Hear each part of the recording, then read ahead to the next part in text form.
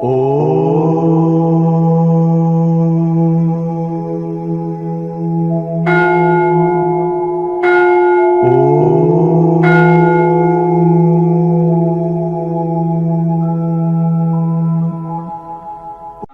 చేసుకోవచ్చు.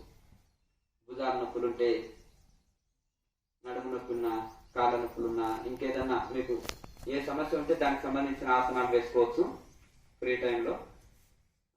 ఇక మీకు ఏమైనా సందేహాలు ఉంటే అడగండి.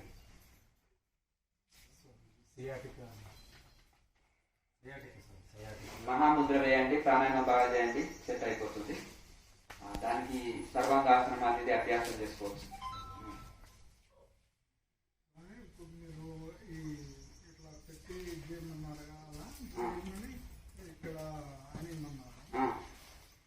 ఇట్లా లాగినప్పుడు శ్వాస లోనక లాగినప్పుడు ఆటోమేటిక్గా పక్క లోనకి పోతుంది కదా. శ్వాసని తీసుకున్నప్పుడు ఆటోమేటిక్ గా ముందుకు వస్తుంది, వదిలినప్పుడు లోనికి వెళ్తుంది. అది సహజంగా దాని ప్రాసెస్ అది జరుగుతుంది. ఇక్కడ నొక్కమన్నారు కదా, అట్లాగే నొక్కవద్దండి, లైట్ గా ప్రెస్ చేసి ఉంచాలి, బలవంతంగా నొక్కవలసిన అవసరం లేదండి. లైట్ గా ప్రెస్ చేసి ఉంచాలి. ఈ నాభి భాగం ఏంటంటే అక్కడ 72,000 నాడుల కనెక్షన్ ఉంటుంది. ఇప్పుడు తల్లి గర్భంలో శిశువు ఉన్నప్పుడు అది తల్లి ప్రేవు అని అంటారు. ఆ శిశువుకు ఆహారం ఆ తల్లి ప్రేవు నుంచి అందుతుంది, శ్వాస గాని ఆహారం గాని. మరి పుట్టంగానే పిల్లవాడు ఏం చేస్తున్నాడు అంటే ఇంకా శ్వాస తీసుకోవాలనే ధ్యాస ఉండదు. అందుకని వాడు అలాగే ఉంటాడని ఏం చేసేస్తారు, వాడు పుట్టంగానే ఏడిస్తే బ్రతుకున్నట్టు, ఏడవకపోతే చనిపోయినట్టు, లేకపోతే బతిక. అప్పుడు ఏం చేస్తారు, తలకిందులుగా తీయడము, నెత్తిని ఇలా తల రాయడము, లేకపోతే నోట్లో నోరు పెట్టి ఊదుతారు. కొంతమంది అలాగే కొంతమంది ఏం చేస్తారంటే ఈ పిల్లలు ఉమ్ము నీరు అది తీసుకొని కొంచెం అదే మొదలు ఏడవరు పుట్టంగానే. అందుకని వాళ్ళు ఏదో రకంగా వాళ్ళు గిల్లో ఏదో ఒకటి చేసి ఏడిపిస్తారు. అప్పుడు ఉరికి పడి మొదటి శ్వాస ప్రారంభిస్తారు. ఇంకా తల్లి గర్భంలో ఉన్నా కదా అనుకున్నట్టు అనుకుంటాడు. బయటకు వచ్చినప్పుడు శ్వాస తీసుకోవాలి. శ్వాస తీసుకున్నప్పుడు మళ్ళీ ఆటోమేటిక్ గా అతనికి ఏదో ఆహారం ఇవన్నీ ఉంటుంది. ఇది ఇక్కడ 72,000 నాడుల కనెక్షన్ ఉంటుంది. అక్కడ లైట్ గా పెంచేసి కరెక్ట్ గా మనం ప్రాణాయామం చేస్తుంటే అక్కడ వైబ్రేషన్ బాడీలో మనకు తెలుస్తుంది. అక్కడ మనము నాభిలో వేళ్లు పెట్టకుండా చేసే ప్రాణాయామకు, నాభిలో వేళ్లు నొక్కి పట్టి ఉంచి చేసే ప్రాణాయామకు స్పష్టంగా మనకు తెలుస్తుంది. ఆ వైబ్రేషన్ మనకు తెలుస్తుంది. లైట్ గా నొక్కి పట్టి ఉంచితే అవి మొత్తం వైబ్రేట్ అవుతాయి అనమాట. ఈ యొక్క నాడులు శరీరంలో ఉండేట్లంతా ఆ యొక్క నాడుల వలన మంచి సంపూర్ణ ఆరోగ్యం లభిస్తుంది. నాభి చక్రే కాయ వ్యూహ జ్ఞానం అని పతంజలి మహర్షి చెప్తారు. నాభి చక్రంలో ఎవరైతే దృష్టి పెట్టి ధ్యానిస్తారో వాళ్ళకి శరీరము చక్కటి ఆరోగ్య స్థితి కలుగుతుంది, శరీర తత్వజ్ఞానం లభిస్తుంది అని పతంజలి మహర్షి చెప్తారు. ఇంకా సందేహాలు ఉంటే అడగండి. స్వామి, ప్రాణాయామంలో మనం ఇక్కడికి ఆజ్ఞాచక్రం దగ్గరికి వెళ్ళినప్పుడు ఓంకారం చేపిస్తాము, ధ్యానంలో శివోహం అంటాము. రెండింటికి తేడా ఏంటి?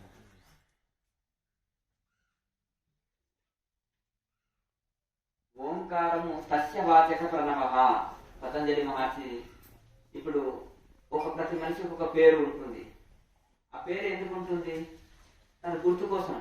100 మందిలో ఉన్నా ఆ పేరు పెట్టి పిలిచినాం అనుకో, సేమ్ పేరు ఉందనుకో, ఇంటి పేరుతో సహా పిలిచినాం అనుకో, ఇంకా ఆయన సడన్ గా పిలుస్తున్నారని ఆయనకి చూస్తారు. అలాగే భగవంతుడు కూడా సస్యవాచక ప్రణవ. ఆయన నిరాకారము, నిర్గుణము, కానీ సృష్టిలో ప్రతి శబ్దం కూడా శబ్ద బ్రహ్మం అంటారు ఓంకారాన్ని. అది దాని పరమాత్మకు వాచకము, ఆయనకు పేరు ఓంకారము అని పతంజలి మహర్షి చేశారు. కనుక అందులోనే ఆకారం బ్రహ్మ, ఉకారం విష్ణు, మకారం మహేశ్వరుడు, త్రిమూర్తులు, త్రిలోకములు, త్రివేదములు అన్ని ఉన్నాయన్నమాట. 3 వేదాలు అని ఎందుకంటారు? ఇంకొకటి యుద్ధకాండ ఆధారణ వేదం కనుక 3 వేదాలని ముఖ్య ప్రమాణంగా తీసుకుంటారు. కనుక ఆ విధంగా మనకు ఆ యొక్క ఓంకారాన్ని ఇప్పుడు మనము ఒక మహర్షి పేరు తీసుకున్నప్పుడు ఆయన గుణగణాలు అవన్నీ మనకు ఆటోమేటిక్ గా తెలిసిపోతాయి. మనకు ఒక మనసు ప్రసన్నత చెందుతుంది. అలాగే దైవ నామాన్ని తీసుకున్నప్పుడు దైవ భావనలు మనలో ఏర్పడతాయి. అది ఒక ఊరికి యాంత్రికంగా జపం చేయమని చెప్తలేదు. తస్య వాచక ప్రణవ మన రెండో సూత్రంలో తజ్జప తదర్థ భావనం, దాని అర్థభావ సహితంగా భావన చేయాలి, అప్పుడు పూర్తి ఫలితం మనకు వస్తుంది. కనుక ఆ యొక్క ఓంకార సంబంధమైన భగవంతుణ్ణి అర్థము భావన సహితంగా మనము స్మరించాలి, అప్పుడే పూర్ణ ఫలితం వస్తుంది. ఊరికి యాంత్రికంగా జపం చేస్తుంటారు కొంతమంది, మాన తిరుగుతూనే ఉంటుంది వ్యవహారంగా, ఒకరు నడుస్తుంటారు, ఒకరు నీటి చేస్తుంటారు, ఇక్కడ అంగాంగ చేస్తుంటారు. మనసుకు ఒక గుణం ఉంది, అది రెండు పనులు ఏకకాలంలో చేయలేదు, ఒకే సమయంలో రెండు పనులు మనసు చేయలేదు. దాని వీక్నెస్ ఏంటిదంటే మనసుది అదే, ఏదో ఒక దాన్ని స్మరిస్తుంటుంది. కనుక నీ ఇష్ట వస్తువునే స్మరిస్తుంటూ నీకు అట్లా కూడా మనసు భయమవుతుంది, అది తన్మయత్వం చెందుతుందని పతంజలి మహర్షి చెప్తారు. కనుక మనకు ఇప్పుడు ఈ భగవంతునే ఇష్ట వస్తువుగా చేసుకున్నాం అనుకోండి, ఎప్పుడు ఎల్లవేళలా ఆయన ధ్యాసలో ఉన్నప్పుడు మన మనసు చిత్తము ప్రసన్నత చెందుతుంది. ఈశ్వర ప్రణిధానంగా కూడా తీసుకోవచ్చా స్వామి ఇక్కడ? ఈశ్వర ప్రణిధానం అంటే మనకు నిజమైన భక్తి ఈశ్వర ప్రణిధానమే. అంటే భగవంతుడికి నిన్ను నీవు సమర్పించుకొని, ఇంకా రెండోది ఇది లేదు. నిప్పులో పెట్టిన ఇనుప కడ్డి నిప్పులాగా మారిపోయినట్టుగా చిత్తము పరమాత్మలో సమర్పించాలి. చిత్తము దేని మీద పెడితే తదాకారంగా మారిపోతుంది. కాగించిన సీసం ఉంటుంది, అది ఏ మూసలో పోస్తే ఆ విగ్రహంగా మారిపోతుంది. ఇప్పుడు బంగారం కరిగించినాం అనుకో, ఇత్తడి కరిగించినాం అనుకో, ఏ విగ్రహంలో పోస్తే దాని ఆకారంగా మారిపోతుంది. కనుక ఆ చిత్తం దేన్ని స్మరిస్తే తన ఆకారంగా మారిపోతుంది. కాబట్టి ఆ స్మరణ అనేది కరెక్ట్ గా చేయాలంటారు మహర్షి. కానీ అది విగ్రహంలో పోసినాక ఎంబడే గట్టి పడుతుంది, మళ్ళా దాన్ని ఇంకో విగ్రహంగా మార్చాలంటే శుద్ధితోటి కొట్టి ముక్కలు చేసి మళ్ళీ అది పాత్రలో పెట్టి దాన్ని ద్రవంగా మార్చి మళ్ళీ ఇంకో విగ్రహంలో పోయాలి. అదే జాగ్రత్తగా ఎరుకతోటి ఆ ద్రవము ఉన్నప్పుడే కరెక్ట్ మూసలో కరెక్ట్ ఛాన్స్లలో పోస్తే ఆ విగ్రహంగా మారిపోతుంది. మళ్ళీ అది గట్టిపడ్డాక అయ్యో ఇంకో విగ్రహంలో పోసిందే ఇది అంటే దాన్ని కొట్టి ఇంత ప్రాసెస్ ఉంటుంది. మళ్ళీ దాని ముక్కలు నరికి వేడి చేసి మళ్ళీ అది కోసి. అలాగే చిత్తాన్ని స్మరణ చేసేది అదేదో దైవ భావనతో ఉంటుంది. అందుకని భావశుద్ధి జ్ఞానశుద్ధి అంటారు మలయాళ స్వామి. భావశుద్ధి అంటే నీ భావము శుద్ధమైతే జ్ఞానం సిద్ధించినట్టే. అంటే అజ్ఞాని భావనలు ఉంటే అజ్ఞానివే, జ్ఞాని భావనలు ఉంటే జ్ఞాని. జ్ఞానిలాగా ఆలోచన చేస్తే జ్ఞానివే, అజ్ఞానిలాగా ఆలోచన చేస్తే అజ్ఞానిలాగా ప్రవర్తిస్తే అజ్ఞానివే, జ్ఞానిలాగా ప్రవర్తిస్తే జ్ఞానివే. కనుక అంటే భావశుద్ధియే జ్ఞానశుద్ధి. నీ భావము శుద్ధమైతే జ్ఞానం సిద్ధించినట్టే. కనుక ఆ విధంగా మనము యద్భావం తద్భవతి, యద్భావం తద్భవతి, ఏది భావిస్తావో అలాగనే నువ్వు మారిపోతావు. నీలోన ఏ ఆలోచన ఉందో అదే మాట్లాడతావు, ఏ ఆలోచన ఉందో అదే పని చేస్తావు. కనుక ఈ యొక్క నీ దృష్టిని మార్చుకో. సృష్టి అంత చక్కగానే ఉంది, దృష్టికోణాన్ని మార్చుకో. అయితే మహనీయులు ఎందుకు ఎత్తి చూపిస్తారయ్యా అంటే అంత పరబ్రహ్మనే చూడొచ్చు కదా అంటే ఎట్లా బాగుపడతారు? అంత బ్రహ్మమే అంటే చిన్నపిల్లవాడు మలం మూతికి పూసుకుంటున్నాడు, ఇంత మలాన్ని తీసుకొని పోయి కూరల్లో వేస్తున్నాడు, ఒప్పుకుంటారా?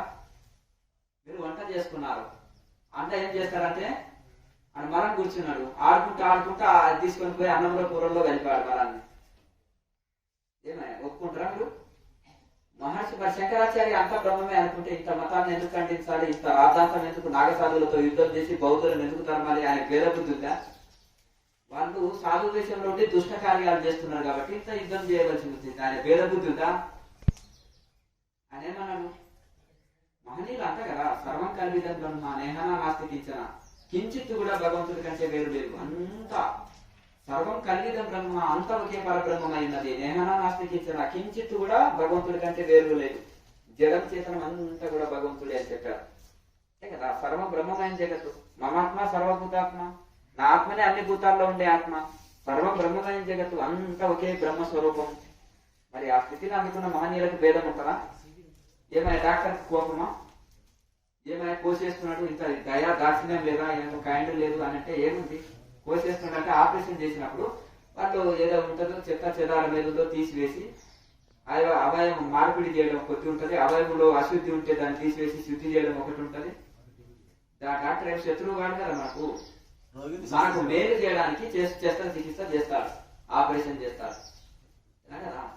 అలాగే గురువులు ఏమన్నా శత్రువులా నీకు? అంతేనా కదా. అంటారు కదా, మా టీచర్ బాగా స్ట్రిక్ట్ ఉన్నందుకు నేను బాగా చదివినానయ్యా, ఇప్పుడు మంచి ఉద్యోగం సంపాదించుకున్నట్టే వాళ్ళంత కఠినంగా శిక్షణ. పాతకాలంలో అంటారు బాగా పనిష్మెంట్లు ఎక్కువ ఉంటుండే ఆ కాలంలో, అంతేనా కదా. అంత కఠిన విద్య ఉన్నందుకే ఈ కాలంలో నేను పెద్ద ఆఫీసర్ అయినా అని అనుకుంటాను, అంతేనా కదా. అలాగే ఎంతెంత పూర్వం పోతే అంత కఠిన పద్ధతులు ఉంటాయి. ఇప్పుడు వేద పాఠశాలలో కూడా చాలా కఠినంగా ఉంటాయి నియమాలు. ఈ టైంకి వెళ్ళేవాలి, చన్నీటి స్నానం చేయాలి, నేల మీద పడుకోవాలి, చదవాలి, ఇవన్నీ ఇన్ని పాఠాలు అప్పచెప్పాలి అనేది ఉంటుంది.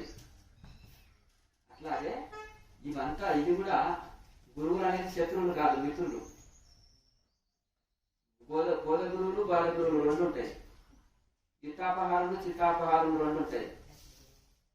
శిష్యుడి జ్యోతికాలు చేసే వాళ్ళు కొంతమంది ఉంటారు, శిష్యుడికి జ్ఞానాన్ని ప్రసాదించే వాళ్ళు కొందరు ఉంటారు. దాన్ని ఆలోచన చేయాలన్నమాట. అందరు గురువులే కానీ దాంట్లో కొంత అనుభవంతో ఉన్న వాళ్ళు ఉండాలి. అనుభవజ్ఞులు ఏదైతే ఉంటారో వాళ్ళు రాంగ్ మెసేజ్ ఇవ్వరు. తెలియదు అని చెప్తారు. అందరు సర్వం తెలిసిన వాడు ఎవరు లేడు భూమి మీద, అర్థమైంది కదా. ఎంత తెలిసినా సముద్రంలో నీటి కొట్టంతని కనుక ఆ విధంగా మనం ఏంటంటే మహర్షులను అనుసరించి దాని ప్రకారంగా వెళ్తే సరిపోతుంది. కనుక ప్రతి ఒక్కరికి ఈశ్వర ప్రణిధానం ఉండాలి, భగవంతునికి శరణాగతి ఉండి చేయాలి. అలాగే ఓంకారాన్ని జపం చేసినప్పుడు దాన్ని ఆత్మసహిత భావనతోటి జపం చేయాలి. అట్లా ఈ ఆత్మనే భగవంతుడు అనే స్థితిలో ఉండాలి. కొంతమంది మేమే దేవుళ్ళం అని తిరుగుతుంటారు. గుడికి ఎందుకు పోతారా, నేను అంటే మనమే దేవుళ్ళే కానీ నువ్వు దేవుడు అని నీకు తెలియలేదా, అర్థం కదా. మరి దేవుడికి ఉపకారం తక్కువ ఉంటే నోట్లో పోతలేదు ఎందుకో, అంతేనా కదా. అంటే ఇంకా నేను ఆ స్థితికి, అంటే ఈ ఆత్మ భగవంతుడే గాని ఇంకా నాకు ఆ పరిపక్వత స్థితి రాలేదు. ఇప్పుడు చిన్నపిల్లవాడు అంటాడు, ఏమో నీవు 1వ తరగతి ఉన్నావు, ఆయన డాక్టర్ అంటే మా డాడీ అనమన్నాడు. ఎందుకు అనమన్నాడు మీ డాడీ?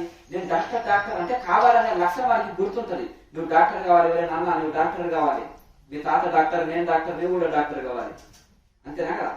ఆయన డాక్టర్ అను అని 100 సార్లు అనిపిస్తాడు. ఎందుకంటే వాడికి ఆ లక్ష్యాన్ని గుర్తు చేస్తాడు, నీవు ఇది కావాలి అన్నాడు. అంతేగాని వాడు అందరికి ఇంజక్షన్ చేయలేకపోతాడు. తర్వాత అంటే నువ్వు అంటాడు నిజంగా దాని డాక్టర్ అంటే కాదు నేను డాక్టర్ కావాలని అలా అనుకుంటున్నాను. ఇంకా చాలా చదువు చదవాలి నేను అంటాడు. అవునా, ఇంకా చాలా ఉంది నేను చదివేది అంటాడు చిన్నపిల్లవాడుగా. అలాగే ఈ ఆత్మ భగవంతుడే కానీ ఆ భగవంతుని పొందినంత వరకు సాధన విడవకుండా మనం నిరంతరం చేస్తుంటే ఎప్పుడో ఒకానొకప్పుడు మనము ఆత్మానుభూతి పొంది ఆ పరమాత్మ స్థితిలో ఉంటాం. కొద్ది క్షణము భగవంతుల్లో లయం అయిపోయి ప్రశాంత స్థితి అంటున్నాం. మనం బయటికి వచ్చినప్పుడు ఆ ప్రశాంతత స్థితి ఎల్లవేళలా ఉండలేకపోతుందని సాధకులు అంటారు. అది ఉండాలంటే ఇంకా బాగా ఎప్పుడు నిప్పుల్లోనే పెట్టినాం అనుకోండి ఇనుప కడ్డిని, ఇక నిప్పాకారంగా ఉంటుంది, బయటకు తీస్తే చల్లబడిపోతుంది కదా. అందుకనే ఆ నిప్పు శక్తి ఇనుప కడ్డీలోకి ప్రవేశించి నిప్పులాగా కాల్చే శక్తి ఉంటుంది. నిప్పులాగా ఎర్రగా కనిపిస్తుంది. నిప్పులాగా నిప్పు ఆకారం పొందింది, నిప్పు గుణాన్ని పొందింది, నిప్పులాగా కాల్చే శక్తి ఉంటుంది. అలాగే ఈ చిత్తాన్ని పరమాత్మలో ఎప్పుడు సమర్పించి ఉన్నప్పుడు పరమాత్మ ఆకారం అంటే పరమాత్మ శక్తి యొక్క చిత్తంలోకి వచ్చేసి ఎప్పుడు అదే శాంతము. పరమాత్మ ఎట్లుంటాడు, అచంచలంగా ఉండడు, నిశ్చలంగా ఉంటుంది, శాంతంగా ఉంటారు. అట్లా ఆ శాంతి పరమాత్మలోని ఆ గుణాలు శాంతము, నిశ్చలము, నిర్వికారము, నిర్గుణము, గుణాతీతులు అంటారు కదా. మరి గుణాతీత స్థితి అంటే నిర్విగుణ అంటే నిరాకారము, నిర్గుణ స్థితిలో ఉండగలుగుతాము. అట్టి ఆ స్థితిలో మనము ఎల్లవేళల ప్రశాంతత స్థితిలో ఉండగలుగుతాము. అదంతా దైవ విభూతులే, దైవ శక్తి. అట్లా అవన్నీ మనము ఎంతెంత సాధన పెంచుకుంటూ పోతుంటే అంతంతా ఇవన్నీ మనకు ఒక్కొక్కటి కలుగుతాయి. ఒక్కరోజు ఎవరు డిగ్రీ పీజీ PhD చేయలేదు, చేయగా ఆ స్థితి కలుగుతుంది.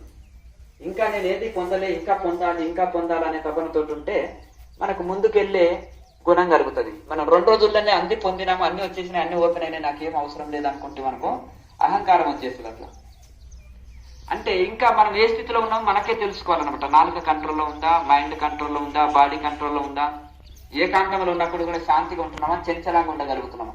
ఏ పని చేయకుండా ఖాళీగా కూర్చున్నప్పుడు మనం నిశ్చల స్థితిని అనుభవిస్తే సాధనలో ఒక స్థితికి అందుకున్నట్టే. నాకేం చేయబుద్ధి అయితే లేదండి అంటాడు తమో గుణస్తుడు కూడా, అంతేనే కదా.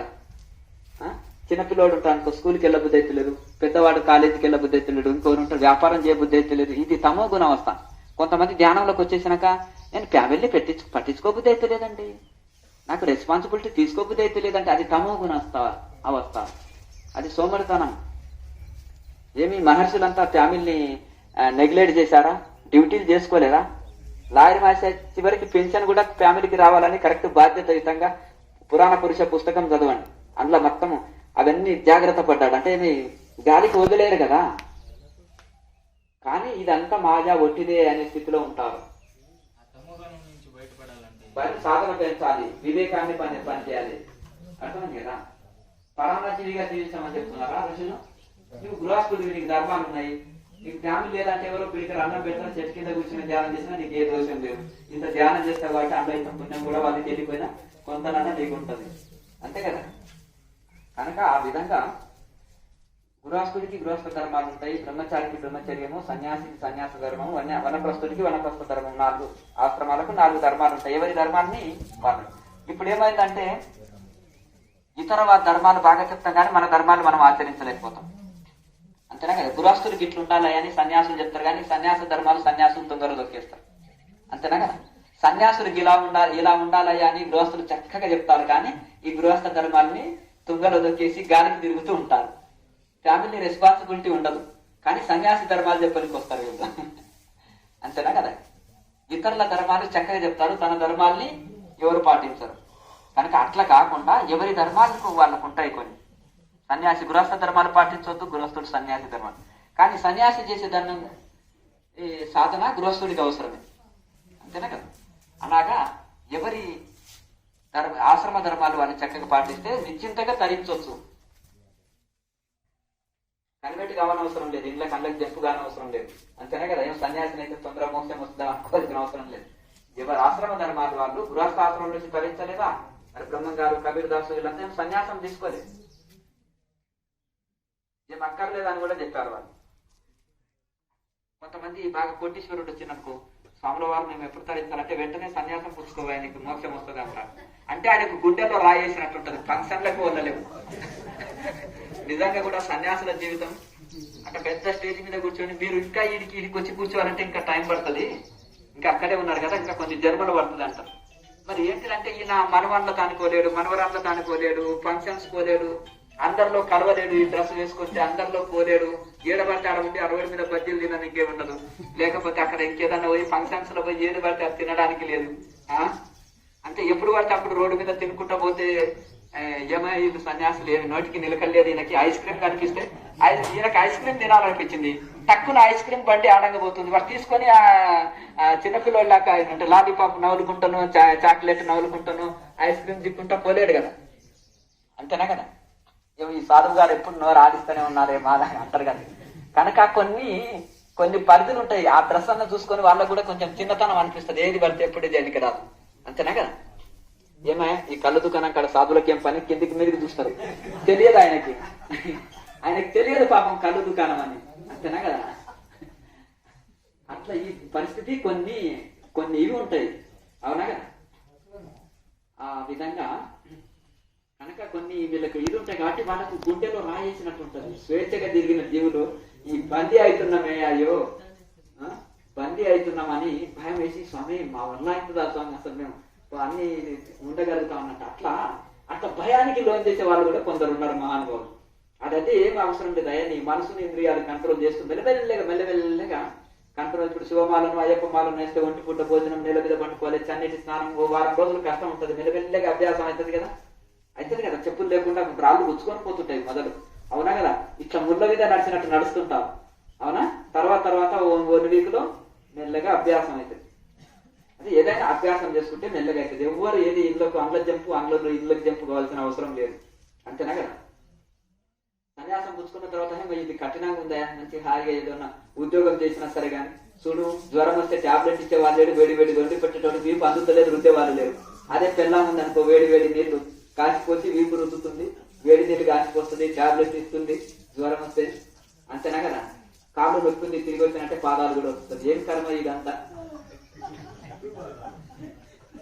అని కొంచెం ఇబ్బందితో ఫ్యామిలీ సమస్యలతో మళ్ళీ కాశాయం వదిలి మళ్ళీ ఇంటికి వచ్చిన వాళ్ళు ఉన్నారు. ఇప్పుడు కూడా ఉంటారు. మీరు అప్పుడప్పుడు జనరల్ రైట్ లో దొరుకుతుంటారు, కొద్ది గడ్డం వదిలేసి ఉంటారు. ఏం చేస్తారంటే భార్యతోటి గొడవ పడ్డప్పుడేదో కాషాయం కట్టది, కాసిపోతాం. ఇక ఆడ సత్రాలలో సత్రాలలో అక్కడక్కడ ఇంత తినుకుంటా ఆశ్రమాల చుట్టూ ఇక్కడ సాగుని పరిచయం చేసుకుంటారు. ఏమైనా వచ్చిన వాడిని ఏంటిది కదంటే ఇక సన్యాసిని అనే చెప్పుకుంటాడు అక్కడ. ఇంకా 4 రోజులు అక్కడక్కడ సత్రాలలో తిని మళ్ళీ వచ్చేసి ఏమండి ఎక్కడ పోయారు సుచాప్ ఉంది ఇన్ని రోజులు మీరు పోరు ఇంటికి ఇల్లు గుర్తుకు లేదా అంటే అన్ని నన్ను ఇరిపోయినట్టే మీ పాద సేవ చేసుకుంటానండి ఎట్లన్నారా అండి మీరు ఇక్కడే ఉండండి ఇక్కడనే రాండి ఇంటికాడ మీకు ధ్యానం చేసుకోండి ఏ పని చేయనక్కర్లేదు. నాకు చాలా ఇబ్బంది అంటే ఆ పక్కోడికి బిల్డింగ్ అంతా వీరికి కారు ఉందంట వారికి డబ్బు ఉందంట ఒకటే పోరు అంటే ఏ పనండి ఏమి అసలు ఎంత నాకు పరువు ఎంత చిన్నతనం సంఘంలో నేను నేడుకోలేను. మీరు అంటే బైక్ మీద తీసుకెళ్లి సినిమాకి తీసుకెళ్తారు కూరగాయలు తెచ్చిస్తారు ఇది అది ఇది చేస్తారు నేను బయటకు ఒక్కదాన్ని ఏమి మగవాళ్ళు లేని అంత ఇంటిలో ధైర్యం ఉండదు అధైర్యము భయంతో జీవితం ఉంటుంది దొంగలు వస్తారా అని అంతేనా ఇవన్నీ భయంతో జీవితం మీ విలువ నేను ఇప్పుడు తెలుసుకున్నానండి అని అన్నప్పుడు మరి అలాగే అట్లా జాగ్రత్తగా ఉన్నాను ఇవన్నీ జరుగుతూ ఉంటది ఇవన్నీ కనుక అట్లా కాకుండా ఏమండి మా ఆవిడ ఊరికి యోగా క్లాసులు ధ్యానం క్లాసులు అని పోతుంది సన్యాసం పుచ్చుకొని కాశీ వెళ్ళిపోతుంది అని మగవాళ్ళు భయపడుతుంటాడు. మా ఆయన ఎప్పుడు వెళ్ళిపోతుంటాడు అని వాళ్ళు భయపడదు. ఎవరేం భయపడవలసిన అవసరం లేదు కన్ఫ్యూజ్ కావాల్సిన అవసరం లేదు. సాధన మంచిగా చేసుకోండి. మీ ఇల్లునే ఒక ఆశ్రమంగా మార్చుకోండి. గృహస్థ ఆశ్రమం. అట్లా ఇల్లు వదిలిపెడితేనో అడవులకు వెళ్తేనో మోక్షం రాదు. ఇంటి దగ్గర ఉండి బాధ్యతలు నెరవేర్చుకుంటూ కూడా ఆ యొక్క ఒక యోగి ఆత్మకథలోని గురువుని గాని కబీర్ దాసు బ్రహ్మం గారు లాయర్ మాచ ఇలా ఇంకా గొప్ప గొప్ప మహనీయులని ఆదర్శం తీసుకొని బాధ్యతలని చక్కగా నెరవేర్చుకుంటూ కూడా సాధన బాగా చేసుకోండి సరిపోతుంది. అయ్యా అంటే మనం ధ్యానం చేస్తున్నప్పుడు ఆ దృఢస్థితి ఎప్పుడు అలాగే ఉండాలంటే ఇంతవరకు చెప్పిన నిప్పుల్లో ఇనుప కడ్డి వెళ్తే నిప్పు ఆకారంగా ఉంటుంది బయటకు తీస్తే చల్లబడిపోతుంది. మరి ఎప్పుడు ధ్యానంలో కూర్చోవాలి నా స్వామి అంటే అదే కావాల్సిన అవసరం లేదు. ధ్యానంలో కూర్చున్న తర్వాత బయటికి వచ్చినా కానీ లాయని మాసే ఒకటి అంటారు కూటస్థ దృష్టి కలిగి ఉండు అంటాడు. అంటే కూటం అంటే ఏంటి కూటస్థం అంటే కూటం అంటే కదలండి. కమ్మని వాళ్ళు అవసరం వాళ్ళు ఒకటి దాని మీద వస్తువు తయారు చేస్తారు అది కదలకుండా ఉంటుంది కదా కదల అన్ని దాని మీద వస్తువులు వికారం చెందుతుంది అది మాత్రం కదలు. ఈ సృష్టి అంతా వికారం చెందుతుంది ఈ సృష్టి అంతా పరిణామం చెందుతూ ఉంది కానీ పరిణామం చెందకుండా ఒకటి ఉంటుంది అదే ఆత్మ చైతన్యం. అది కదలదు కానీ అన్ని కదులుతుంటాయి అన్నిటిని కదిలిస్తుంది అది మాత్రం కదలదు. అన్ని వస్తువులు బంగారం వస్తువులు వికారం ఉంటాయి కదులుతాయి కానీ ఆ కూటం అనేది ఆ దిమ్మె ఉంటుంది ఒకటి దాన్ని కూటం అంటారు. ఆ కూటం మాత్రం కదలదు. అలాగే ఆ యొక్క చైతన్యము అన్నిటిని కదిలిస్తుంది అన్నిటిని పరిణామం చెందుతుంది పరిణామము చెందిస్తుంది కానీ పరిణామము చెందకుండా అన్ని వేళలా అన్ని యుగాల్లో ఒక చైతన్యం ఉంది దాన్ని ఆత్మ చైతన్యం అంటారు. శరీరం కదులుతుంది ఇంద్రియాలు కదులుతున్నాయి కానీ శరీరం కదులుతున్నా ఇంద్రియాలు కదులుతున్నా ఇందులో కదలకుండా ఒకటి ఉంది అదే చైతన్యం. అదే అచలోజం సనాతన. నేను అచలుని అంటే కదలని వాడిని చలించని వాడిని సనాతనుని అంటే నిన్నమన వచ్చిన వాడిని కాదు సనాతనంగా ఉంటుంది. ఆత్మ చైతన్యానికి ఒక పేరు ఏంటిదంటే నేను అచలుని అంటే చలించని వాడిని కదలని వాడిని సనాతనుని భగవద్గీతలో ఉంటుంది. కనుక ఆ విధంగా మనకు ఈ యొక్క ఆత్మ కూటస్థ దృష్టి కలిగి ఉంటే ఆత్మ దృష్టి కలిగి ఉండు. కూటస్థంలో మనో ప్రాణములు నిలుపుకోవడమే పాపము నిలుపుకోపోవడమే పాపము కూటస్థంలో మనో ప్రాణములు నిలుపుకోవడమే పుణ్యము అంటారు. అంటే కూటస్థం అంటే ఆగ్నేయ చక్రంలో నీ మనసు దృష్టి శ్వాసని స్థిరం చేస్తే మనసు చంచలంగా ఉండి నీ వలన ఒక మాట్లాడినా ఒక పని చేసినా ఏది చేసినా కానీ పుణ్యకార్యాలే జరుగుతాయి. కానీ నీ మనసు చంచల కూటస్థంలో మనో ప్రాణం లేకపోతే మనసు చంచలావస్థలో ఉంటుంది. ఒకరిని దూషించాలన్నా కోపం రాదు ఒకరిని కొట్టాలన్నా ఒక అధర్మ కార్యం చేయాలన్నా నీ మనసు చంచల స్థితిలో ఉండాలి. అప్పుడు అక్కడ మనో ప్రాణం కూటస్థంలో మనో ప్రాణాలు నిలుపుకోకపోతే మనసు చంచలంగా ఉండి నానా కార్యాలు జరుగుతాయి. కూటస్థంలో మనో ప్రాణాలు నిలుపుకుంటే మనసు నిశ్చలంగా ఉంటే అన్ని మంచి కార్యాలే జరుగుతాయి. కనుక అక్కడ మనో ప్రాణములు కూటస్థంలో నిలుపుకుంటేనే పుణ్య కార్యం కనుక పుణ్యం. అక్కడ మనో ప్రాణములు నిలుపుకోవడమే పాపం. అక్కడ నానా కార్యాలు జరుగుతాయి మనిషి వల్ల. అందుకని మీరు సాధన నుంచి బయటకు వచ్చి అన్ని ఏ కార్యం చేస్తున్నా మీ మనసుని దృష్టిని ఆగ్నేయ చక్రంలో నిలుపుకొని నిశ్చల స్థితిలో దైవ భావంలో అన్ని పనులు చేయండి. దైవ భావనలో అన్ని పనులు చేయండి. ఆత్మ భావనలో దైవ భావనలో కనుక మనసు దృష్టి ఆగ్నేయ చక్రంలో నిలుపుకొని కూటస్థ దృష్టి కలిగి ఉండి సమస్త కార్యాలు చేయండి. అయ్యో ఎలా సాధ్యం ఉంది మళ్ళీ అటు బయటికి చంచలంగా వ్యవహారంలోకి వెళ్తుంది కదా మనసు అంటే ఒక నాట్యకర్తని ఎగ్జాంపుల్ చెప్తారు లాయర్ మాచ. ఒక చిన్న పల్లెంలో ఉండి నాట్యకర్త నాట్యం చేస్తున్నా నెత్తి మీద కలశం ఉంటుంది కలశం మీద జ్యోతి ఉంటుంది ఆ జ్యోతి అనేది కూటస్థ చైతన్యము, ఆ కలశంలో ఉండే ఆ జ్యోతి అనేది మీ కూటస్థము. అయితే ఆమె ఎన్ని భంగిమలలో నాట్యం చేస్తున్నా, ఈ కాలు తీసి తల మీద పెట్టుకుంటుంది, ఎన్నో నాట్యము భరతనాట్యంలో ఎన్నో రకాల భంగిమలో నాట్యం చేస్తున్నా ఆమె జ్యోతి కింద పడకుండా, కలశం ఉంది, కలశంలోని జ్యోతి కింద పడకుండా బ్యాలెన్స్ చేస్తుంది. వీటి రహస్యం ఇదే అన్నమాట. ఆధ్యాత్మిక రహస్యానికి దీనికి ఏంటిదంటే ఇది లింక్ ఉంటుంది వీటి రెండింటికి. కనుక మనం కూడా అన్ని కార్యాలు చేస్తున్నప్పటికీ కూడా మన మనసు కూటస్థంలో నిలుపుకోవాలని దాని యొక్క అర్థం. మామూలు రోజు చూడండి, తక్కువ కుండ కింద పడిపోతుంది జ్యోతి పక్కకు పెట్టేసి, అంతేనా కదా. ఒక పెద్ద కుండ, కలశం అంటే కుండ పెట్టి దాని మీద ఒక మట్టి పాత్ర పెట్టి అందులో జ్యోతి వెలిగించి ఆమె అన్ని భంగిమలు నాట్యం చేస్తున్నా కాదు ఇలా అంటుంది, అయినా కింద పడు ఇలా అంటుంది, మళ్ళీ ఈ రకరకాల భంగిమలు నాట్యం చేస్తున్నప్పటికీ కూడా ఆ కలశము మీద జ్యోతి కింద పడకుండా బ్యాలెన్స్ చేస్తూ నాట్యం చేస్తుంది. అలాగే మనం ఎన్ని వ్యవహారాలు చేస్తున్నా కూటస్థ దృష్టి కలిగి ఉండి అన్ని వ్యవహారాలు చేయాలి. అభ్యాసం ఇప్పుడు 2 చేతులు వదిలి బైక్ ఎట్లా నడుపుతున్నాడు, చక్కగానే యాక్సిడెంట్లు చేస్తున్నారు, 2 పట్టుకొని కూడా యాక్సిడెంట్. కొత్త మాట చూడండి, కన్ఫ్యూజ్ ఎవరు ఇది చేస్తుంటారు. బైక్ కొత్తగా నడిపేవాడు అంటే బైక్ వచ్చిన వాడు ఫోన్ మాట్లాడి జోబులోకి వెళ్ళి ఎత్తి ఎవరికైనా అంటే ప్రతి కదలిక ఎంత స్పీడ్ లో అవుతుంది, ఎట్లా ఉంది అనేది ప్రతి కదలిక అతనికి తెలుసు. అంటే అంత మనకు ఆ బ్యాలెన్స్డ్ కెపాసిటీ వస్తుంది, అంత మనకు ఆ కదలికలు అన్ని తెలిసిపోతుంటుంది, అంటే అంత ప్రాక్టీస్ చేశారని అర్థం. అలాగే మనకు అది చేయగా అభ్యాసం అవుతుంది. సాధన నుంచి బయటకు వచ్చినా కూటస్థ దృష్టి కలిగి ఉండి ఎల్లవేళలో ఉండేటట్టు అభ్యాసం చేస్తుంటే అది అభ్యాసం అయిపోతుంది. శ్వాస మీద గమనం ఉంటుంటే సరిపోతుంది సార్. శ్వాస ఎంత స్లో తీసుకోవాలనుకున్నా ఫాస్ట్ వెళ్తుంది. చేయగా అభ్యాసం అవుతుంది, అంతేనా కదా. ఆడ బండి వస్తుంటే నేను సడన్ బ్రేక్ కొట్టేస్తాను, అవునా, అంతేనా కదా. ఒక ఆయన ఏంటిదంటే అంత దగ్గరికి వచ్చినాక బ్రేక్ కొడుతున్నాడు అంటే అది ఎంత లాగుతుందని అతనికి తెలుసు, పాత వాళ్ళు. అలాగే ఆ విధంగా మనం మెల్లగా సాధన చేయగా శ్వాస మీద కంట్రోల్ వస్తుంది, శ్వాస మీద ఆధిపత్యం వస్తుంది. ఇప్పుడు బెలూన్లోకి గాలి ఊదిన తర్వాత నెమ్మది మూతిని చిన్న పెట్టి వదులుతుంటే సన్నం గాలి వెళ్ళిపోతుంది, సడన్ గా వదిలితే చూసుమని వెళ్ళిపోతుంది. అట్లా మనం ఆ కంఠాన్ని సంకుచితం చేసి అట్లా అభ్యాసం చేయాలి. అభ్యాసం చేయగా వస్తుంది. చిన్నపిల్లవాడు ఓనమాలు తిప్పుతాడా, పలక బలకంలో ఏబిసిడీలు పెట్టిస్తే వాడికి దిద్దడానికి కూడా చేయి తిరగదు, తల్లి తినిపిస్తుంది, చేయి కూడా తిరగదు వాడికి. అలా తిన తర్వాత తినగలుగుతాడు, తర్వాత రాయగలుగుతాడు, వంకలు దిద్దుతాడు, అవునా, తర్వాత చక్కగా దిద్దగలుగుతాడు, తర్వాత వస్తున్నాడు. ఏదైనా సరే అభ్యాసం కూర్చుని చేయగా వస్తుంది ఏ పనైనా. గురుగారు మామూలుగా మనకి ప్రాణాయామం ఎప్పుడైనా చేసుకోవచ్చండి. ఏదైనా ఉపన్యాసం వింటున్నాం, మీరు మీ ఉపన్యాసం వింటున్నాం యూట్యూబ్ లో, మామూలుగా అప్పుడు ప్రాణాయామం చేసుకోవచ్చా మీకు? అభ్యాసం అయితే ఏం పర్వాలేదు, ధ్యానావస్థలో ఉండాలి. కానీ మనసు ఒకటి ఏంటిదంటే 2 పనులు ఏకకాలంలో చేయలేదు, 2 పనులు కలిపి చేయొద్దని మహనీయులు చాలా మంది చెప్తుంటారు. ఒక ఆయన అన్ని వ్యవహారాలు తెగ మాట్లాడేస్తుంటాడు, మాలో చెప్తుంటాడు. ఆ మాట్లాడేటప్పుడు జపం అయితే ఉండదు కదా, అంతేనా కదా. అట్లా అన్నప్పుడు ఇది ఏకకాలంలో చేయలేదు ఒక మనసు. కానీ అట్లా అభ్యాసం చేయడంలో కూడా ధ్యానావస్థలో ఉండి కూడా చేయొచ్చు, దానికి ఇబ్బంది ఏం లేదు. అట్లా అభ్యాసం చేసుకుంటే ఎల్లవేళలా పని చేస్తూ కూడా ప్రాణాయామం నడిచేటట్టు అభ్యాసం చేసుకోవాలి.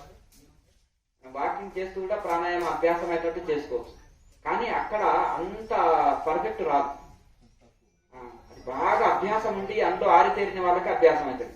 మొదటి రోజు నువ్వు చేతి రోజులు బైక్ నడపమంటే నడుపుతాడా, అంతే అందులో ప్రావీణ్యం ఉన్న వాళ్ళు దాన్ని అది కొంత చేయగలుగుతారు. అట్లా చేయగా అభ్యాసం అవుతుంది.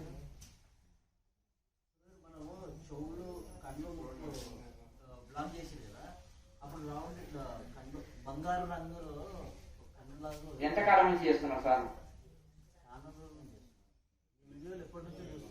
చూస్తున్నారు, కానీ ఈ యొక్క ప్రాణాయామం ఎన్ని రోజుల నుంచి చేస్తున్నారు? ఇదైతే ఇప్పుడే మామూలుగా ధ్యానం చేస్తున్నారా? అయితే ఎప్పుడైతే జ్యోతి ముద్రలో మనిషికి అనుభూతి కలిగిందో ఇంకా రెండోసారి వేయవలసిన అవసరం లేదు.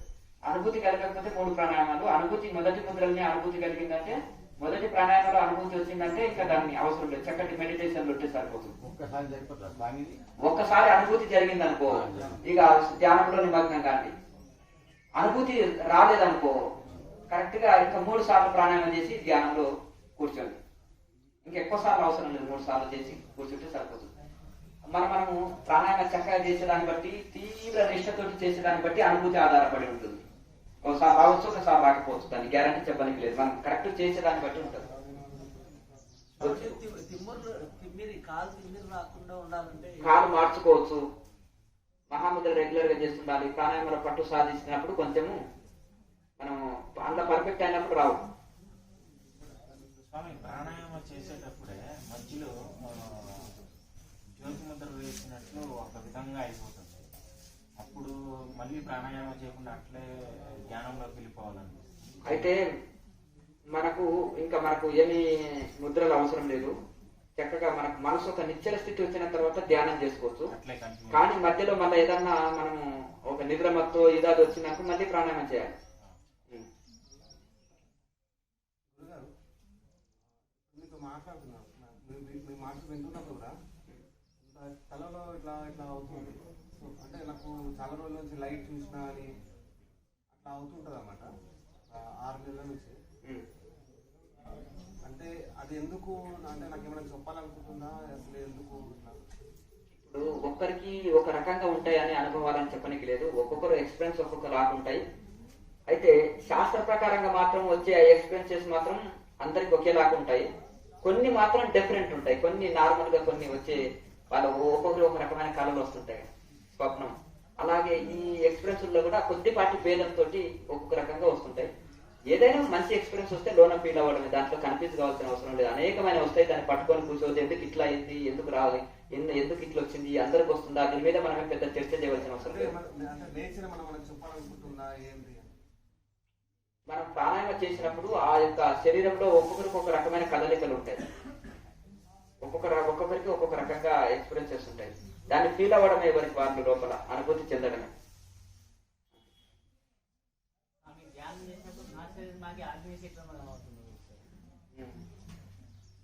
ఏంటిది?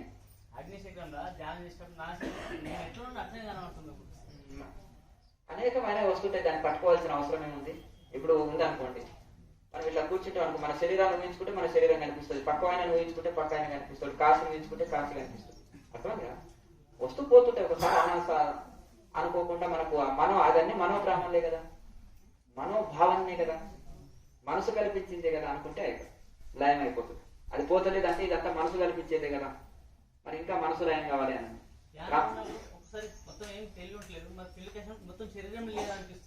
తేలిక అనిపిస్తుంది. ఉంటది కానీ అది లేనట్టుగా అంత తేలికదనం అయిపోతుంది. ఆ శరీరం కూడా లయం అయిపోయిన స్థితిగా ఉంటుంది. కొంతమందికి ఏమంత చీకటిగా మారిపోయి శరీరం కూడా లేనంత స్థితి కూడా కలుగుతుంది. రమణ మహర్షిని ఒకరు అన్నారంట, స్వామీజీ మీరు చెప్పిన సాధన ఇంకా ఎంత కాలం చేయాలండి? మొదలు కొత్త వాళ్ళకి ఏం చేసేది, పూర్వంలో పోంగనే యోగము ధ్యానము ఎంత చెప్పకపోతుండ్రు. ఏమన్నంటే ఏదో ఒకటి జపం చేసుకొని, ఆయన ఎందుకు జపం చెప్పేదంటే మనసు కోతి లాంటిది కనుక ఈటాటి వెళ్తుంది, ఏదో ఒక పని చెప్పాలి. మనసు చంచలమైన కోతి, ఆ కోతి ఏంటి ఇంట్లో ఉంటే వస్తువులు చిందరవందర వేస్తుంది. అమ్మగారికి పెద్ద సమస్య, ఎంత చదరనట్టుగానే ఉంటుంది, ఇల్లు చిందరవందరం ఉంటుంది. కనుక ఆమె ఏం చేసిందంటే, ఒక తాటి చెట్టు ఇంటి ముందర ఉంటే దాన్ని ఎక్కువ దిగు, అప్పుడే నీకు అన్నం పెడతాను, లేకపోతే పెడతానని కోతికి కొద్దిగా అదే మాటలు అర్థం చేసుకునే కోతి, తెలివైన కోతి. ఓహో నాకు అన్నం పెట్టనున్నది కదా అమ్మ అని అది రోజు తాటి చెట్టు ఎక్కిన తర్వాత మళ్ళీ దిగిన తర్వాత మళ్ళీ ఎక్కమన్నది. కానీ రోజు అది బిజీ అయిపోయింది, రోజు ఎక్కడం దిగడం సాయంత్రం వరకు. ఇంకా దానికి ఒక అమ్మగారికి సమస్య వచ్చింది. అలాగే చంచలమైన కోతికి ఏదో ఒక పని చెప్పాలి. అందుకనే ప్రాణాయామము, జపము, ధ్యానము, విచారణ, ఇన్ని పనులు చెప్తున్నాం. ముద్రలు, ఇన్ని పనులు చెప్తున్నాం. మనం బిజీ చేసేస్తున్నాం. దాన్ని ఖాళీగా పెట్టవద్దు. బయటికి వచ్చినా కానీ ఖాళీగా కూర్చోవద్దు. సొమ్మడి బుర్ర దయ్యాల పంప, అర్థమైంది కదా? దాన్ని ఖాళీగా పెట్టనే వద్దు. ఏదో పనిలో నిమగ్నం అయితారు మహనీయులు, ఖాళీగా పెట్టరు. పిచ్చి పిచ్చి ఆలోచనలు వస్తుంటాయి, ఏంటి ధ్యానం చేయకపోతే అంటారు. అంటే దాన్ని ఖాళీ పెట్టినందుకే నీకు అక్కడ ఊరుకంటారు. అక్కడ పోతే అక్కడ ఏం లేదు, మళ్ళీ అంట తిరుపతి పోమంటారు, తిరుపతిలో ఏం లేదంట. శ్రీశైలం ఊరుకంటది, శ్రీశైలం పోయినాక మళ్ళీ ఇల్లు గుర్తుకొస్తుంది. ఆడ ఒక్క పూట కూడా ఉండలేదు. కాశీకి ఉంటుంది, ఏముంటుంది, ఒక రోజు ఉండే వరకు బోరు కొడుతుంది. హిమాలయస్ పోతాం, ఆ చలి ఇదంతా గొడవ ఎందుకు వచ్చింది? హాయిగా వేడి మావిడ ఉండి పెడితే ఉంచినాక ఏమి చలికి వణుకుడు బాబు ఇక్కడ మనం తట్టుకోలేమని మళ్ళీ పరిగెత్తుకొని వస్తాం. అంతేనా కదా? కనుక మరి ఈ విధంగా అక్కడ వెళ్తే ఇక్కడ వెళ్ళమంటది, ఇక్కడ వెళ్తే ఇక్కడ వెళ్తాను అంటాం. అంతేనా కదా? అంటే లైఫ్ బోరు కొట్టేస్తున్నా అంటారు అట్లనమాట. ఏమి చేసినా అది లేనప్పుడేమో అది కావాలి కావాలనుకోండి, కానీ అక్కడ వెళ్ళి ఆ ప్రాంతం వెళ్ళిన తర్వాత మళ్ళీ అది కూడా బోరు కొట్టేస్తుంది. అంతేనా కదా? భోజనం బోరు కొట్టేస్తుందండి, ప్రాంతాలు బోరు కొట్టేస్తున్నాయి, ఫ్రెండ్స్ కొత్త ఫ్రెండ్స్ చేయాలి, బోరు కొట్టేస్తున్నారు అంటాడు. అంతేనే కదా? అట్లా ఇవంతా ఎందుకు బోరు కొడుతుందంటే మనసుని చంచలంగా వదిలేసుకుంటే ప్రతిదీ నీకు ఇదవుతుంది. అది మనసుని ఖాళీగా పెట్టొద్దు, ఏదో ఒక కార్యంలో దాన్ని నిమగ్నం చేయాలి. కనుక మనం ఎల్లవెల్లల సాధన చేయాలి. సాధన నుంచి కూడా దైవభావన విచారణలు చేయాలి. మంచి గ్రంథాలు చదువుకోండి, ధ్యానం చేయండి, మంచి సత్సంగం చేసుకోండి, మంచి ప్రవచనాలు వినండి. ఎటు తిరిగి ఆధ్యాత్మికం వైపే దాన్ని బిజీ చేసేయాలి, ఖాళీగా పెట్టొద్దు. ఖాళీగా పెడితే అది మిమ్మల్ని ఇబ్బంది పెడుతుంది, 3 చెల్ల నీళ్ళు తాగుతుంది. అంతేనా కదా? గొప్ప గొప్ప మహర్షులనే ఫుట్బాల్ ఆడుతున్నది, సామాన్యుల సంగతి ఎంత. పెద్ద గాలి వస్తుందంట, పెద్ద గాలి వస్తుంటే ఏనుగులే కొట్టుకొని పోతున్నాయంట, సుడిగాలి వస్తుంటాయి ఎండాకాలంలో.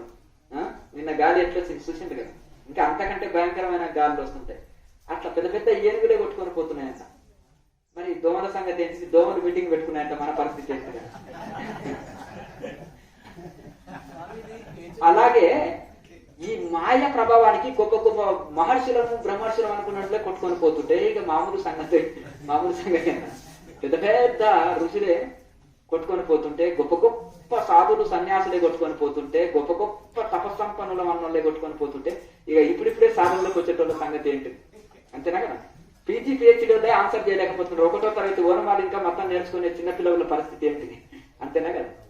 అట్లాగే దాని కనుక మాయ బలవత్తరమైంది, అది ఎప్పుడైనా మోసం చేయొచ్చు. కనుక తెలివిగా దాన్ని మనం ఎల్లవెల్లలా ఆధ్యాత్మిక భావనలతో విచారణ, ధ్యానము, ఎల్లవెల్లలా సజ్జన సాంగత్యము, సత్ప్రవచనాలు వినడం, మహర్షుల జీవిత చరిత్రలు చదవడం, వినడం, వాళ్లకు ఎదురైన పరిస్థితులు ఏంటిది, సాధనలో ఎటువంటి విఘ్నాలు ఉంటాయి, ఇది ఎట్లా తెలిసినప్పుడు ఇది యోగ విఘ్నం అని మనం తెలుసుకోవాలంటే అది శాస్త్రం చదివి ఉండాలి.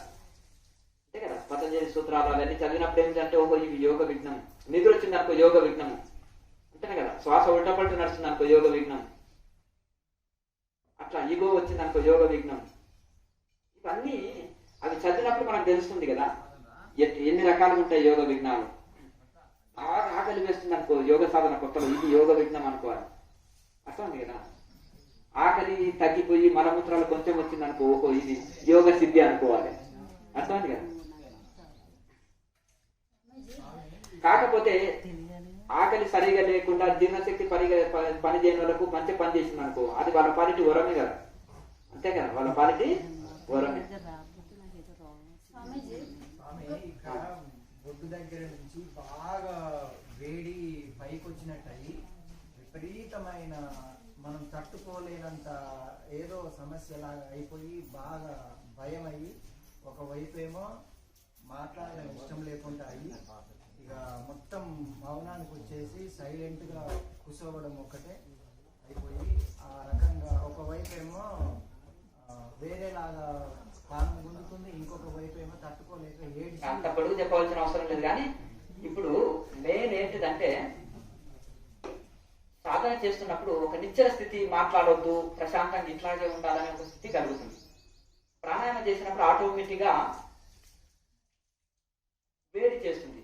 కొంతమంది వేడి శరీరాలు ఉంటాయి, సహజంగానే చాలా మంది ఉష్ణ శరీరాలు ఉంటాయి, వాళ్ళకి ఇంకా ఉష్ణం డబల్ పెరుగుతుంది. కొన్ని వాత శరీరాలు ఉంటాయి, వాళ్ళకి ప్లస్ పాయింట్ ఆ వాతం కొట్టేస్తుంది. కొంతమందికి వాత శరీరాలు ఉంటాయి కదా, వాత శరీరాలు కఫం కొట్టేస్తుంది. ప్రాణాయామంతో కఫరోగం ఉన్నది, వాత శరీరం ఉంటే వాతం కొట్టేస్తుంది. ఈ శరీరంలో ఉష్ణం ఉన్న వాళ్ళకి ఏంటంటే రెట్టింపు అయ్యే అవకాశం ఉంది. అప్పుడు దాన్ని ఏం చేయాలంటే కేచరిని చక్కగా పెట్టుకొని ఉండాలి. ఒకవేళ అర్ధ కేచరి అయినా చక్కగా పెట్టుకొని దాన్ని ఎనికికి లాక్కొని నాలుక ఒక పొజిషన్కి వచ్చినాక ఆగుతుంది కదా, అలా ఎల్లవెల్లలో పెట్టుకొని ఉండాలి. ఈ సాధనలో తప్పకుండా అర్ధ కేచరిలో ఉండండి. సాధన నుంచి బయటకు వచ్చిన అర్ధ కేచరిలో ఎల్లవెల్లలో ఉండండి. అప్పుడు కొంచెం ఉష్ణము పెరగదు. ఆ ప్రాణాయామ చేస్తే మనం కేసరి సరిగా పెట్టుకోకుండా కానీ ఉష్ణం పెరుగుతుంది, ఉష్ణ శరీరాలలో ఇంకా ఎక్కువ పెరుగుతుంది. కనుక అలా ఉంచండి. కొంచెం చలువ చేసే పదార్థాలు, మసాలా వస్తువులు, ఉకారాలు ఎక్కువ తీసుకోకూడదు, మసాలా వస్తువులు ఎక్కువ తీసుకోవద్దు, శరీరంలో ఉష్ణం పెరిగేటివి తీసుకోకూడదు. ఇట్లా మజ్జిగ తీసుకో, నిమ్మరసం తీసుకో, వాటర్ ఎక్కువ తీసుకోండి. కొన్ని వాటర్ మిలన్స్ ఉంటాయి కదా, వాటర్ మిలను, కీర దోసకాయ, కీర దోసకాయ, వాటర్ మిలన్ ఇటువంటివి తినేయాలి. ఇంకా సొరకాయ కూర ఎక్కువ చేసుకోవాలి. ఇప్పుడు కూరలు చేసుకున్నాం అనుకో, కీర దోసకాయ కూర చేసుకోవచ్చు, సొరకాయ కూర బాగా తినండి, దోసకాయ, బుడంకాయ, దోసకాయ ఆ కూరలు కూడా బాగా చేసుకుంటే ఇవి చలవ చేసే పదార్థాలు. కొంచెం చలవ ఎండాకాలం ఉందనుకో, ఇది చలవ చేసే కూరగాయలు త్వరగా జీర్ణం అయితే ఏంటంటే డైజెషన్ సిస్టమ్ తొందరగా పనిచేస్తుంది. సోరకాయ కానీ, దోసకాయ కానీ, కీర దోసకాయ కానీ వీటిని కూర చేసుకొని తింటే డైజెషన్ సిస్టమ్ తొందరగా పనిచేస్తుంది, తొందరగా జీర్ణశక్తి. ఎవరికైనా అజీర్తి ప్రాబ్లం ఉన్న వాళ్ళు ఈ కూరలు ఎక్కువ తీసుకున్నారు అనుకోండి, చప్పగా చేసుకుని కూర ఎక్కువ తీసుకున్నారు అనుకోండి, వెంటనే డైజెషన్ సిస్టమ్ బాగా పనిచేస్తుంది. ఆ కూరలు కూడా బాగా తీసుకుంటే డైజెషన్ సిస్టమ్ బాగా పనిచేస్తుంది. శరీరంలో ఉష్ణం పెరుగుతుందంటే ఇవి చలవ చేసే పదార్థాలు తీసుకోవాలి. స్వామి, ధ్యానంలో కేసరం చేస్తూ కూర్చుంటే అన్నం కూడా తక్కువ తింటున్నాం. దీనిదేనా అన్నం తక్కువ తింటాం, ఆకలి కాదు ఎక్కువ. నీరసం వచ్చింది అనుకో, ఓ ముద్ద పెంచండి. బద్ధకం వస్తే ఒక ముద్ద తగ్గించండి. సాధారణ ఎవరైతే చక్కగా చేస్తుంటారో వాళ్ళకి కొద్ది ఆహారం తీసుకున్నా సరిపోతుంది. మళ్ళీ ఆరోగ్యంగా ఉంటాము, మంచి శక్తివంతంగా ఉంటాము. సాధన చక్కగా చేసినప్పుడు ఆటోమేటిక్ గా భోజనం తగ్గిపోతుంది. కొత్తగా యోగా చేసే వాళ్ళకైతే మాత్రము విపరీతమైన 6 months వరకు విపరీత ఆకలి వస్తుంది, తిండిపోతా ఇతను అన్నట్టు అయిపోతుంది. తర్వాత ఆటోమేటిక్ అదే తగ్గుతుంది. ఇంకా తినేది ఇంకా సరిపోతుంది కేసరి ముఖ్యాల. మళ్ళీ ఆహారం బాగానే ఉంటున్నా, సంతోషం. కాబట్టి ఇంత క్రికెట్ తింటలేదని నిజం బాగుంది. అంతవరకు ఎక్కువ తినేవాడు ఇప్పుడు ఎందుకు తగ్గించాడు అని వాళ్ళు అనుకుంటారు. మా పిల్లవాడు తింటలేదండి, వాడు 80 kgs ఉన్నాడు, వాడు ఇప్పుడు 50 అయిపోయిందండి, 30 kgs తగ్గాడు అని గొడవ పెట్టేస్తుంటారంట. అప్పుడేమో నీరసంగా ఉంటుంటే ఇంత బరువు మోయలేకపోతుంది, ఇప్పుడేమో శక్తివంతంగా ఉన్న స్వామీజీ అని అదే మామూలుగా తగ్గించారు భోజనం. అంటే దాన్ని చూస్తూ పోతున్నారు. బలవంతంగా తగ్గించి నీరసం చేసుకోవద్దు శరీరం. మనకు శరీరం సహకరిస్తే కొద్దిగా తీసుకున్నా సరిపోతే ఓకే. సిద్ధించాలంటే ఈ 4 ఎక్సర్సైజ్ బాగా చేయాలి. 5-6 చెప్పినా కదా ఎక్సర్సైజ్. 4 సంబంధించిన తాళన క్రియ, అలాగే మనకు దోహనము, అలాగే చాలన క్రియ, వీటిని బాగా చేస్తుంటారు. ఒకవేళ నాలుక నొప్పి అనిపిస్తే వెన్నా పసుపు ఉంటుంది కదా, అది బాగా కలిపి నాలుక కింది భాగంలో పెట్టి రాత్రి పెట్టి పడుకుంటే అయిపోయి. కొంతమందికి ఇప్పుడు అమ్మగారు ఒక ఆమె చెప్పి ఈ దవడలన్నీ లాగేస్తున్నాయి, ఇక్కడ లాగుతున్నాయి, నొప్పి పట్టినాయి స్వామి, నాకు ఇబ్బంది ఉందంటే కొత్తలో కొంతమందికి బలవంతంగా నాలుకని లాగి ఇట్లా ఉంచుకున్నప్పుడు ఇవన్నీ లాగుతాయి, నొప్పి పడతాయి. కంగారపడి నరాలు ఉంటాయి కదా కింది మెడ కింది నరాలు కూడా నొప్పులు పడతాయి, ఇబ్బంది అవుతాయి. కొంతమంది బలవంతంగా నాలుక చేస్తే కింద నాలుక కింది నరం కొద్దిగా కట్ అవుతుంది, అది విపరీతమైన ఉప్పుకారం తగిలితే నొప్పి అనిపిస్తుంది, బాధ అనిపిస్తుంది. వద్దురా బాబు ఇది ఎందుకు అనిపిస్తుంది కనుక అట్లా కంగారు పడకుండా ఉప్పుకారం తగ్గియండి. ఓ మంచి శుద్ధమైన అరటిపండు లాంటి తీసుకోండి, నోరు టేస్ట్ వస్తుంది. అలాగే అన్నం తిన్న తర్వాత ఒక శుద్ధమైన అరటిపండు తీసుకుంటే నోరు టేస్ట్ వస్తుంది. అలాగే మళ్ళీ మీరు ఎల్లవేళలా నాలుక ఫోల్డ్ చేసుకొని పెట్టుకుంటే అప్పుడు కొంచెం ఇది అనిపిస్తుంది. వెన్నా పసుపు కలిపి ఆయింట్మెంట్ అటువంటిది వాడకూడదు. వెన్నా పసుపు రాసి ఆ నాలుక ఎక్కడైతే కట్ అయిందో అది నొప్పి అనిపిస్తుందో అక్కడ కింది భాగంలో పెట్టి రాత్రి పడుకునేటప్పుడు చేయండి. ఉదయం లేచే వరకు నొప్పి మాయమవుతుంది. మళ్ళీ ఎక్సర్సైజులు చేయొచ్చు. అది చేస్తాము అప్పటి నుంచి ఏదో అడుగుతున్నారు. ఆయన కూడా సేమ్ వచ్చిందంట, ఆయన శరీరం ఆయనకు వచ్చిందంట. వస్తుంటది అది. ఇప్పుడు ఇది మనోభావనే. ఓకే, ఇప్పుడు మనోభావనే కదా. కాశీ కనిపించింది అనుకో మనోభావనే కదా, శ్రీశైలం కనిపించిన అర్థమైంది కదా. మీ పిల్లవాడు సరే, ఇప్పుడు మీ పిల్లవాడే వచ్చింది అనుకో పక్కకు, అంతేనా కదా. అది మా వాడు అన్నం పెట్టమన్నాడా ఏంటిది అంటే ధ్యానంలో వచ్చాడనుకో, అదే మనోభావనే. వస్తుంటే పోతుంటే రకరకాల ఆలోచనలు. అది దాని గురించి కంగారు పడవలసిన అవసరం ఏం లేదు. అది మనసు భావన, ఇంకా మనసు ఉంది అక్కడ. భూచరి అంటే భూమధ్య దృష్టి కలిగి ఉండడం. దానికి రకరకాల కనిపించలో స్వామి భగవద్గీతలో సన్యాసి అన్నాడు, ఒక దగ్గర స్థితప్రజ్ఞుడు అన్నాడు, ఒక దగ్గర యోగి అన్నాడు, ఒక ఆయన గుణాతీతుడు అన్నాడు, ఒక ఆయన అనన్య భక్తుడు అన్నాడు, ఒక దగ్గర రకరకాల పేర్లు పెట్టాడు. ఎంతమంది ఉంటారంటే అంటే ఒక్కడే, పేర్లు వేరు, రకరకాల పేర్లు పెట్టాడు. ఏకభక్తి అంటే అది ఎట్లుంటుంది స్వామి అంటే దేని మీద కోరిక లేకుండా ఒకదాని మీద పెట్టడం. అనేక భక్తి మనకు అన్ని కావాలి అంతేనా కదా. బిల్డింగ్ కావాలి అంతేనా కదా, ఆస్తుపాస్తులు కావాలి, సంపదలు కావాలి అన్నా కదా. అన్ని రుచికరమైన భోజనాలు కావాలి, మన భగవంతుడు కూడా కావాలి అంతేనా కదా. అంటే అనేక భక్తి, దీన్ని అనేక భక్తి. ఏకభక్తి అంటే ఏకభక్తి విశిష్యతే నీవే తప్ప నితప్పరం వెరుగా మన్నింపదగు దేను అంటారు కదా. నీవే తప్ప, నీవు తప్ప నాకు ఇంకేది అక్కర్లేదు అనేది దీన్ని ఏకభక్తి అంటారు కదా. ప్రహ్లాదుడు లాంటి వాళ్ళు ఏమన్నారు, నాకు ఏది అవసరం లేదు అంతేనా కదా. నీకు ఈ విద్యలు నేర్చుకో, ఆ విద్యలు నేర్చుకుంటే నాకు ఏ విద్యలు వద్దు, కానీ భోజన విద్యలు, నాకు ముక్తి విద్య కావాలన్నారు. కనుక ఏకభక్తి విశిష్యతే కానీ నాకు ఏది అక్కర్లేదు, భగవంతుడే కావాలి, మోక్షమే కావాలి అనేది దాన్ని ఏకభక్తి అంటారు. భగవద్గీతలో వాడతారు. భగవద్గీతలో అనేకమైన కొత్త కొత్త పదాలు వాడడం జరిగింది. ఉపనిషత్తు సారంలోకి వెళ్ళే ఇలా రకరకాల పదాలు వాడారు. కనుక మనకు భగవంతుడు ఒకటే కావాలనుకోవడం ఇది ఏకభక్తి అంటారు. ఈ ముద్రలు ఎన్ని ఉన్నాయి స్వామి? పంచముద్రలు అంటారు. కేసరి, భూచరి, శర్ముఖి, శాంభవి, మధ్యమ అని పంచముద్రలతోటి యోగం ఉంటుంది. ఈ పంచముద్రలు లేకుండా యోగం యోగిని అని చెప్పుకోవడానికి లేదు. ఈ పంచముద్రలు లేకుండా యోగం సాగదు. ఇది అంతరంగిక ముద్రలు అంటారు. అని అంతరంగిక ముద్రలు ఈ 5 ముద్రలతోటి యోగము కుదురుతుంది. ఇది క్రియాయోగంలోనే ఈ 5 ముద్రల్ని ఎక్కువ చెప్తారు. కనుక వీటిని సందర్భానుకూలంగా వస్తుంటాయి ఈ ముద్రలు. ఒకదాన్ని 1/1 ఒక దాని తర్వాత ఒకటి సందర్భానుకూలంగా వస్తుంటాయి. కనుక ఇవి అంతరంగిక ముద్రలు కదా. కొంతమంది అక్కడ ఇట్లా పెట్టుకోవాలన్నా, ఒక గురువు ఇట్లా పెట్టుకోన్నాడు, ఒక గురువు ఇట్లా పెట్టుకున్నాడు, ఒక ఆయన ఇట్లా పెట్టుకోండి, ఒక ఆయన అంటున్నాడు ఇట్లా పెట్టుకొని ఇట్లా తిప్పుకొని అనాలి అంటున్నాడు కదా. అవన్నీ ముద్రలు బహిరీ ముద్రలు. అవి ఈ ముద్రలు అంతరంగిక ముద్రలు వేసే వాళ్ళకి ఆ ముద్రలతో అవసరం ఉండదు. ఇప్పుడు నువ్వు పిహెచ్డి చదువుకునే వాళ్ళకు ఇంకా 1వ తరగతి పాఠాలు చదవాలన్నా, 2 చదవాలన్నా అంటే అంతే కదా. ఇప్పుడు టీచర్ ఉన్నాడు, ఆయన 1 చెప్తాడు, 2 పాఠాలు చెప్తాడు. ఆయనకు అవసరం లేదు, ఇతరులకు చెప్తున్నాడు. అంతేనా కదా. కనుక అట్టి పాఠాలు చెప్పడం వేరు, కానీ ఇవి మనకు చదువుకోవాల్సిన అవసరం లేదు ఇంకా పాఠాలు. అలాగే ఈ ముద్రలన్నీ అవసరం లేదు. అందుకనే ఒకటే చెప్తాం, అన్ని యోగాలు చేసేటోళ్ళు క్రియాయోగాలకు రావాల్సిందే. క్రియాయోగం చేసేటోళ్ళకి ఏ యోగం అవసరం లేదు. భక్తి చేసేవాడికి ప్రాణాయామం కావాలి కదా, వేదాంతం వాడికి ధ్యానం కావాలి కదా, ధ్యానం చేసేవాడికి యోగం కావాలి కదా, అంతే కదా. యోగం చేసేవాడికి విచారణ కావాలి కదా, వేదాంతం. మరి అన్ని వస్తున్నాయి, యోగము, ధ్యానం, విచారణ అన్ని కలుస్తాయి ఇంట్లో. వేదాంత విచారణ, శరణాగతి, భక్తి అంటే శరణాగతి, ప్రాణాయామ అభ్యాసం, ధ్యాన అభ్యాసం, ఇవన్నీ కలుస్తున్నాయి ఇలా. ఈ మల్టీవిటమిన్ టాబ్లెట్ లాగా. అట్లాగే మనకు ఈ క్రియాయోగం అంటే ఏంటిది, ఒకటి ఎందుకు సైంటిఫిక్ అంటే ఇట్లా అన్ని కలుస్తాయి. ఇప్పుడు ఏ గురుజీ అయినా 1 పాట చెప్తారు. ఒక ఆయన ధ్యానం చేసిన దాన్ని ధ్యానమే చేయకపోవడం కానీ నన్ను నిద్రపో అంటారు. వేదాంతులు ఏమంటారు, అహం బ్రహ్మస్మి అనుకో, ఈ సృష్టి మాయ, శరీరం మాయ, ఇదంతా ఏం లేదు, బ్రహ్మ సత్యం జగత్ మిథ్య అంటాడు.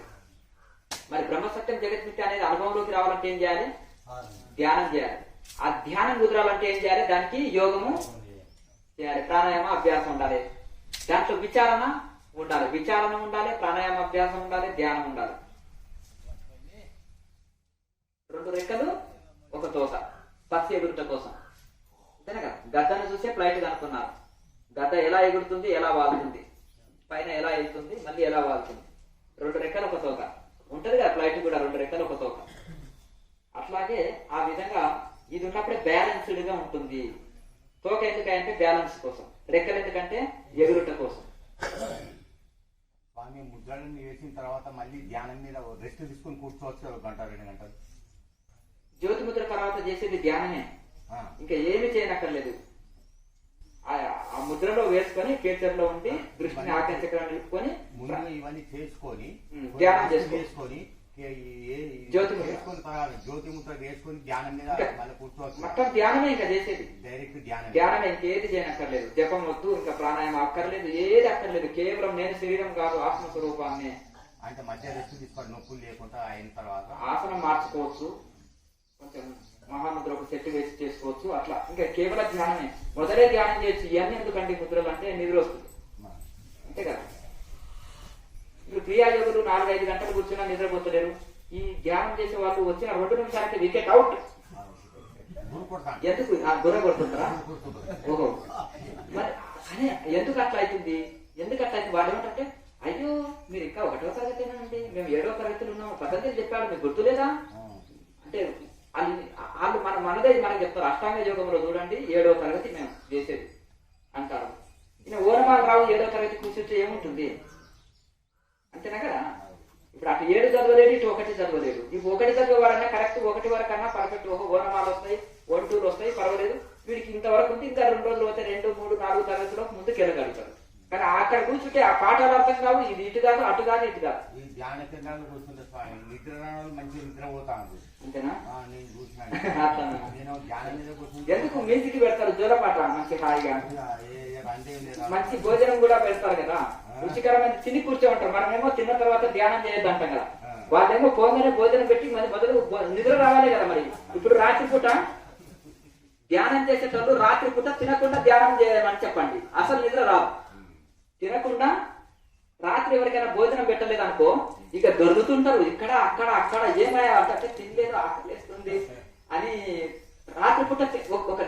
రాత్రిపూట మీరు తినకుండా పడుకొని చూడండి, మీకు నిద్ర వస్తుంది. తినకుండా ఒకరికి ధ్యానం చెప్పండి, అస్సలుగా వాళ్ళు ఇంకా అస్సలుగా నిద్రనే పోరు. వీళ్ళకి ఏం చేస్తారంటే మంచి భోజనము, మంచిగా హాయిగా నిద్ర వచ్చే భోజనమే పెడతారు. మళ్ళీ అది కూడా మంచిగా ఒక ఏసీయో ఫ్యాన్లో బాగా వేస్తారు. చక్కగా మ్యూజిక్ కూడా మంచిగా చిన్నపిల్లవాడికి జోరపాట అమ్మ వాడుతుంటుంది కదా, అట్లా మంచి మ్యూజిక్ పెట్టేస్తారు. ఇంకా వీళ్ళు మొదలే చూసుకుంటారు, గోడన ఒక పిల్లలు లేకపోతే కూర్చొని మంచిగా హానుకొని కూర్చొని హాయిగా ఇక గొరక పెట్టి నిద్రపోతుంటారు. మరి నిద్ర కావాలంటే ఇవన్నీ చేయాలి. చిన్నపిల్లవాడికి తల్లి అన్ని ప్రిపేర్ చేసుకుంటారు. ధ్యాన కేంద్రాలు కానీ అంత నిద్రపోతుంటే మన బయటకు వచ్చి ఎంత ప్రశాంతంగా ఉండి మహాయోగులు లెక్క వాళ్ళు కనపడుతుంటారు. నాకు ఎంతో ఏకాగ్రత వచ్చినట్టు. పుస్తకాల మహిమ అంతా, పుస్తకాల మహిమ. గత జన్మలు, హాస్టల్ ట్రావెలింగ్, దివ్య లోకాలు, నక్షత్ర వాసులు, థర్డ్ ఐ ఓపెన్. పుస్తకం నువ్వు పుస్తకం రాసిన కాదు, చదివితే మక్కి అని కొడతారు. ఒక ఆయన హిమాలయ యోగులతో పుస్తకం చదివాడు, కింద ఎవరనేది లేదు, సేకరణాన్ని పెడతాం కదా మనం, అది ఉన్నట్టు ఫార్వర్డ్ చేస్తున్నాడు తెగ గ్రూపులలో. ఇది జ్ఞానానంద మహారాజు రాసిన పుస్తకం కదా, నీ ఎక్స్పీరియన్స్ లెక్క ఎట్లా చెప్పుకుంటాం అంటే ఎంబడే డిలీట్ చేసి పెట్టేశారు. అంతేనే కదా, మేమంతా చదివినమయ్యా ఈ పుస్తకము, ఆయన రచయిత పేరన్న వేయాలి, లేకపోతే ఏదో ఒకటి చెప్పాలి కదా, నీ అనుభవాలు అక్కడ ఎక్స్పీరియన్స్ లెక్క చెప్తున్నావు, అంతేనా కదా. ఆ పుస్తకము 2014లో ప్రింట్ చేశాడు స్వామి.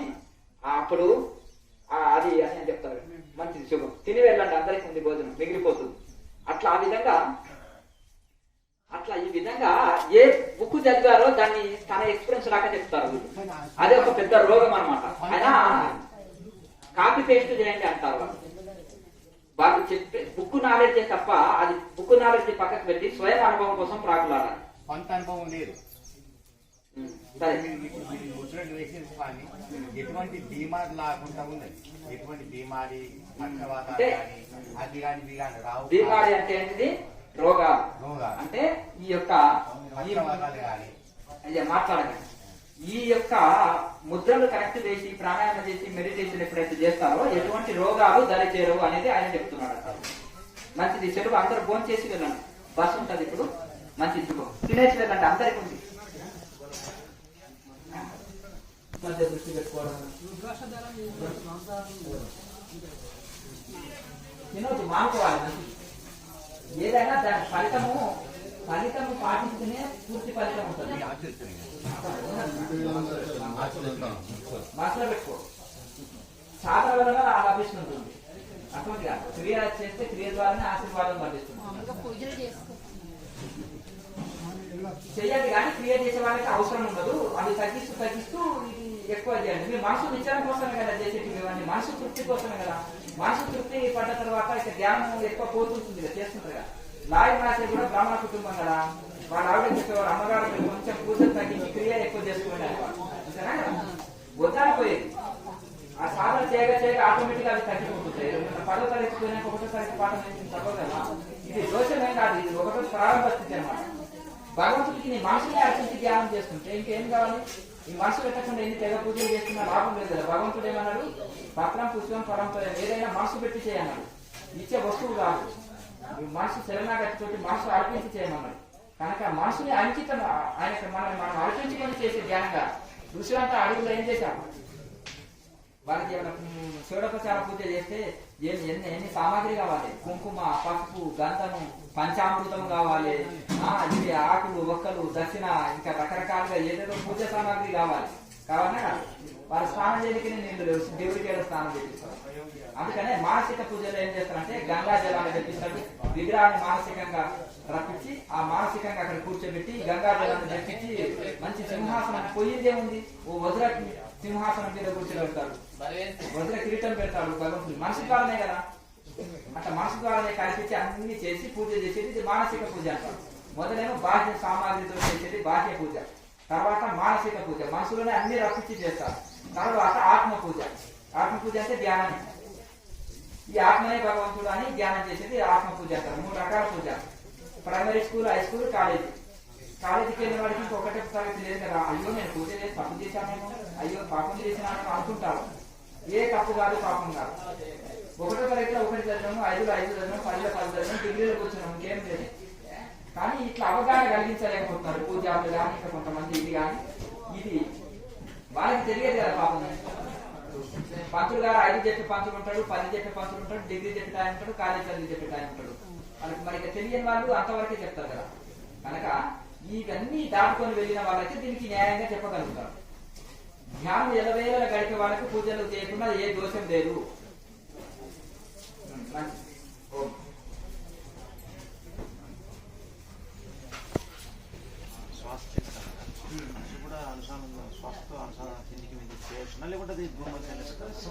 భూమధ్యంలో నిలపండి.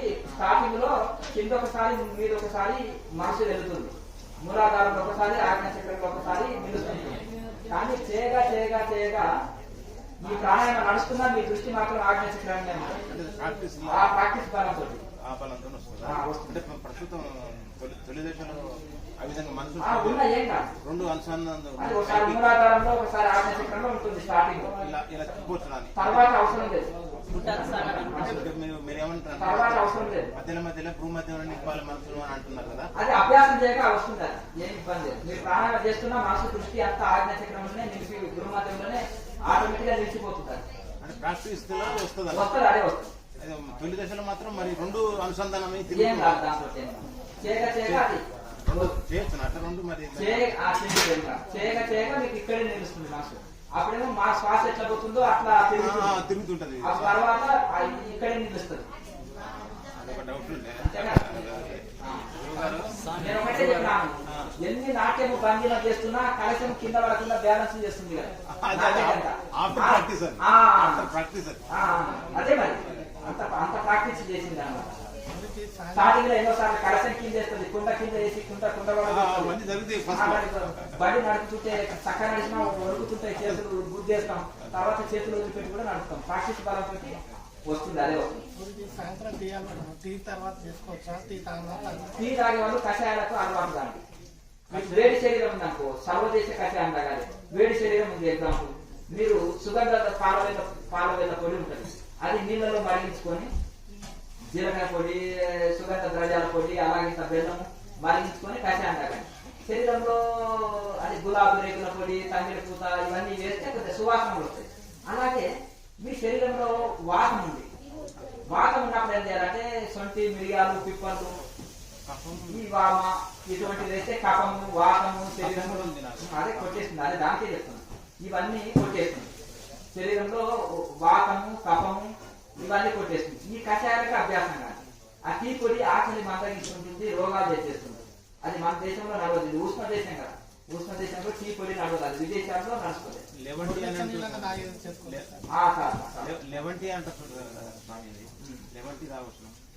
అంటే ఆయుర్వేద పరంగా ఏదైనా ప్రకృతి సహజంగా ఏం కలుపుతారంటే డికాషన్ అది వాడు తేనె, నిమ్మరసము, తేనె, అందులో మీరు ఏంటది మీకు కావలసిన ఇంత మిరియాల పొడి కలుపుకో, మీ కఫం కొట్టేస్తుంది.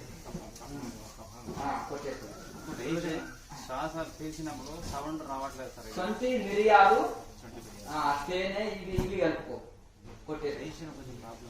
అదే మరి జీర్ణశక్తి పెంచుతుంది. సొంటి, మిరియాలు, పిప్పళ్ళు ఇవి కషాయం దాకా పోతుంది, జీర్ణశక్తి పెరుగుతుంది. మన ఆసనం ఉందా డైజెషన్ పనిచేసి తొందరగా డైజెషన్ ఆకలి పుట్టడానికి అసలు ఆకలే ఉంటుంది. అల్లం బెల్లం నమ్ముకుంటుంది, ఆకలి బాగా వెలుగుతుంది. తర్వాత మనకు జీర్ణశక్తి బాగా పనిచేస్తుంది. అల్లం బెల్లం రెండింటిని మిక్సీలో వేసుకున్నా సరే, లేకపోతే నమ్ముకొని తిన్నా సరే డైజెషన్ సిస్టమ్. కూరల్లో అల్లం బాగా వేసుకోండి, జీలకర్ర, వామ, జీలకర్ర, అలాగే ఈ యొక్క అల్లము కూరల్లో బాగా వేసుకోవాలి. కొత్తిమీర ఇవన్నీ ఎక్కువ వేసుకుంటే డైజెషన్ సిస్టమ్ బాగా పనిచేస్తుంది. తేలికగా జీర్ణం అయితే తినాలి. సోరకాయ, దోసకాయ, మరి కఫం ఉంది, అదే క్యారెట్ ఏం కాదు. సల్వ శరీరములకు సంబంధం లేదు. డైజెషన్ సిస్టమ్ బాగా పనిచేస్తుంది. అస్తమా ఉంది స్వామి. కనుక ఇప్పుడు మీరు ఈ యొక్క సొంటి, మిరియాలు, పిప్పలు ఉంది కదా, దీన్ని కషాయం తాగితే అస్తమా ఇవన్నీ కొట్టేది. రెండు నాకు రెండు రకాలు వాడాలి. దీనికి దానికి వాడాలి, దానికి దీనికి వాడాలి. రెండు సమస్యలు ఉన్నప్పుడు ఏం కాదు. అది దీనికి పనిచేస్తే అస్తమా ఉంది, డైజెషన్ ప్రాబ్లం రెండు ఉన్నాయి, కఫం శరీరం దానికి ఏమి పర్వాలేదు. అది వాడి ఇది వాడి పర్వాలేదు. చేసేటప్పుడు సౌండ్ వస్తలేదంట ఇక నిన్ననే కదా కొత్త కదా చేయక వస్తుంది అది కంటానికి కొంచెం నప్పటి కొంచెం నొక్కి పట్టి కొంచెం ఫోర్స్గా చేస్తే వస్తుంది. అంటే ఇక్కడ నుంచి పట్టేలాగలనా ఇక్కడ ముక్కులకి కంఠమే సౌండ్ కంఠమే ద్వారానే శబ్దం వచ్చేది కంఠం ద్వారానే సౌండ్ చేస్తుంది అని మూలాధారం నుంచి తీసుకొని ఆగ్నేయచక్రం తీసుకోవడం ఆగ్నేయచక్రం నుంచి మూలాధారం చేయాలి. అభ్యాసం చేయక అదే వస్తుంది. రోజు చేయాలి, రోజు చేసుకుంటే వస్తుంది. కొత్తగా నిన్ననే వచ్చినాం కదా మరి మొదటి రోజే బయట నడపడానికి వస్తుందా? కొంత అస్తవ్యస్తంగా చేసినా లాస్ట్ ఏం లేదు, నష్టం ఏం లేదు. మొదటి రోజు ఎవరు వనమాలు చక్కగా తిరుగుతారా పిల్లవాళ్ళు వంకర తిరుగుతారు అవునా? చేయక అదే వస్తుంది.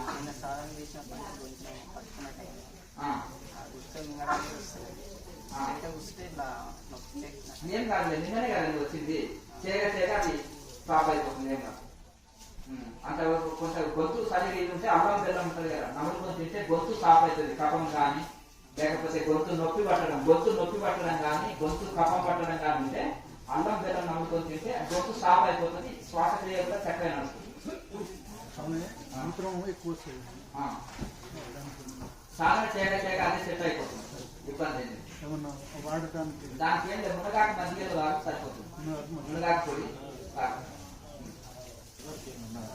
అంతా ఆల్రెడీ మన చాలా ప్లేలిస్ట్ లో పెట్టినాను. ఒక 10 మూలికలు ఉన్నాయి. అది హెల్త్ టిప్స్ అని ఉంటాయి. ఆ హెల్త్ టిప్స్ లో 10 మూలికలు ఉంటాయి. దాన్ని పౌడర్ చేసుకొని మధ్యలో తాగేసి మధ్యలో పులుపు చేతులు ఎక్కువ వాడు తీపి వాడదు. ఉప్పు కారం కూడా కొద్దిగా వాడు. ఉప్పు కారం ఉంది లేనట్టు వాడు. ఉప్పు బదులు రాక్ సాల్ట్ వాడు.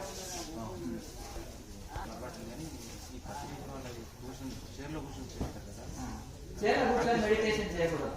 కింద కూర్చొని ధ్యానం చేయాలి. అభ్యాసం చేయక అదే అభ్యాసం అవుతుంది. కొంచెం బెడ్షీట్ 4 గంటలు వేసుకొని కూర్చోండి. మహాముద్ర అవన్నీ వేస్తే బ్రహ్మాస్త్రాలు లాంటి వజ్రాయుధం లాగా తయారవుతుంది. యోగి మేరుదండం వజ్రాయుధంతో సమానం. ఎట్లా అంటే దదీచి ఋషి యొక్క మేరుదండాన్ని తీసుకొని ఇంద్రుడు వజ్రాయుధాన్ని తయారు చేస్తాడు. అర్థమైంది కదా? ఎప్పుడైతే బ్యాక్ బోన్ పవర్ఫుల్ ఉంటుంది యోగి, ఎందుకంటే ప్రాణశక్తితో నిండి ఉంటుంది. అని వీళ్ళు ఇంత ధ్యానం చేస్తారంటే ఏమి రోగము? మేరుదండం ఏ ధ్యానం చేసినా మేరుదండంలో ఒక దివ్యశక్తి ఉండాలి. అంత ప్రాణశక్తి సహస్రాలు పోయింది, పొగలినవి, చక్రాలు శుద్ధి అయిపోయినాయి, కరుణ అయిపోయినాయంటే మరి అదన్నీ ఉట్టిగానే కదా. మేరుదండం శక్తివంతం అవుతుంది. అంత ప్రాణశక్తి నిండినప్పుడు అది వీక్ గా ఉంటుందా? మేరుదండం సైకిల్ ట్యూబ్ లో గాలి కొడతాం. గాలి కొట్టినప్పుడు అది లూజ్ అవుతుందా గట్టిగా అవుతుందా? ఏమయ్యా అది సైంటిఫిక్ గా ప్రాక్టీస్ అవ్వాలి. అలా సిఎస్ఎఫ్ అంటాం, సెరెబ్రల్ స్పైనల్ ఫ్లూయిడ్ ఇలా ఉండాలి. ఎనర్జెటిక్ అది మన ప్రాబ్లమ్ డిసీజ్ జబ్బులు కూడా అర్థం కానప్పుడు డాక్టర్ అక్కడి నుంచి మీరు తీసి టెస్ట్ పంపిస్తారు. మరి అదే మేరుదండము యోగం కానీ ధ్యానం కానీ పర్ఫెక్ట్ చేసేటప్పుడు మేరుదండం శక్తివంతంగా ఉంటుంది. మేరుదండం ఎవరికి శక్తివంతం లేదో 20 ఏళ్ళు ధ్యానం చేసినా వాళ్ళు రైట్ మెడిటేషన్ చేస్తలేరు. ఎవరి మేరుదండం వాడిపోతుందో వాళ్ళు రాంగ్ మెడిటేషన్ చేస్తున్నారు. ఎవరి మేరుదండంలో శక్తి లేదో వాళ్ళు సరి అయిన ధ్యానం చేస్తలేరు అనేది సింపుల్ లాజిక్ పాయింట్. సింపుల్ గా మీరు ఏం ప్లాన్ చేసినా మేరుదండం నిటారుగా పెట్టుకొని కూర్చో ధ్యానం చేసి ఆటోమేటిక్ గా శక్తివంతంగా అవుతుంది. మేరుదండం శక్తివంతంగా అవుతుంది. యోగంలో ప్రావీణ్యుడు అయినానికి గుర్తు, ధ్యానంలో ప్రావీణ్యుడు అయినానికి గుర్తు ఏంటంటే మొదలు మేరుదండం శక్తివంతంగా తయారవుతుంది. తర్వాతనే నీకు ఆరోగ్యం చక్కబెట్టడము, అలాగే నీ చక్రాలు శుద్ధి కావడము, కుండలి శక్తి మేలుకొన్నది అవి తర్వాతి విషయాలు. మొదలు మేరుదండము శక్తివంతంగా అయిన తర్వాతనే కుండలి యాక్టివేట్ కావడం కానీ ఇవన్నీ తర్వాత అవుతాయి. ఎప్పుడైతే సుష్మా నడుస్తుందో అప్పుడు మేరుదండం శక్తివంతం అవుతుంది. అసలు ఆటోమేటిక్ గా కుండలిని మేలుకొస్తుంది. ఇవన్నీ లేకుండానే సంవత్సరాలు పోయింది, చక్రాలు శుద్ధి అయినాయి, కరెంట్ ఓపెన్ అయింది, గత జన్మలు చూస్తున్నా ఏంటి ఇది చెవులో పూలు పెట్టించి వెళ్ళేది వచ్చిందా సమాజంలో? చిన్న లాజిక్ అయ్యా, ఏం లేదయ్యా. ట్యూబ్ ఉందయ్యా, ఫోల్డ్ చేస్తే ఇటు వస్తుంది, అని ఇప్పుడు రాదు, స్టేట్ ఇటు వస్తుంది. అట్లనే స్పైనల్ కాబట్టి స్టేట్ ఉన్నప్పుడు నీకు అన్నాలు జరుగుతుంది. రెండైనా పెట్టు దాన్ని మడత పెట్టి పెట్టు. వాటర్ పైప్ ఉంది, మడత పెట్టి పెట్టు. మెత్తటి పైప్ ఉంటుందిగా, మడత పెడితే నీళ్ళు వస్తలేవి అంటే ఆ మడత వద్ద పైప్ మడతది. అట్లా మడత పడ్డప్పుడు అది టైట్ ఉంటుంది కదా పైపు, అంతే కదా. అదే కనుక అట్లాగే ఇప్పుడు మనము అందులో ఒక శక్తివంతంగా తయారవుతుంది. ప్రాణశక్తి తోటి నిండి ఉంటుంది. ఆక్సిజన్ తోటి ప్రాణశక్తి తోటి నిండి ఉంటుంది. ఆ మేరుదండం శక్తివంతంగా ఉంటుంది, ఆరోగ్యకరంగా ఉంటుంది. అన్ని చాలా చక్కగా మన రోగాలంటే కూడా ఉండదు. ఒక యోగి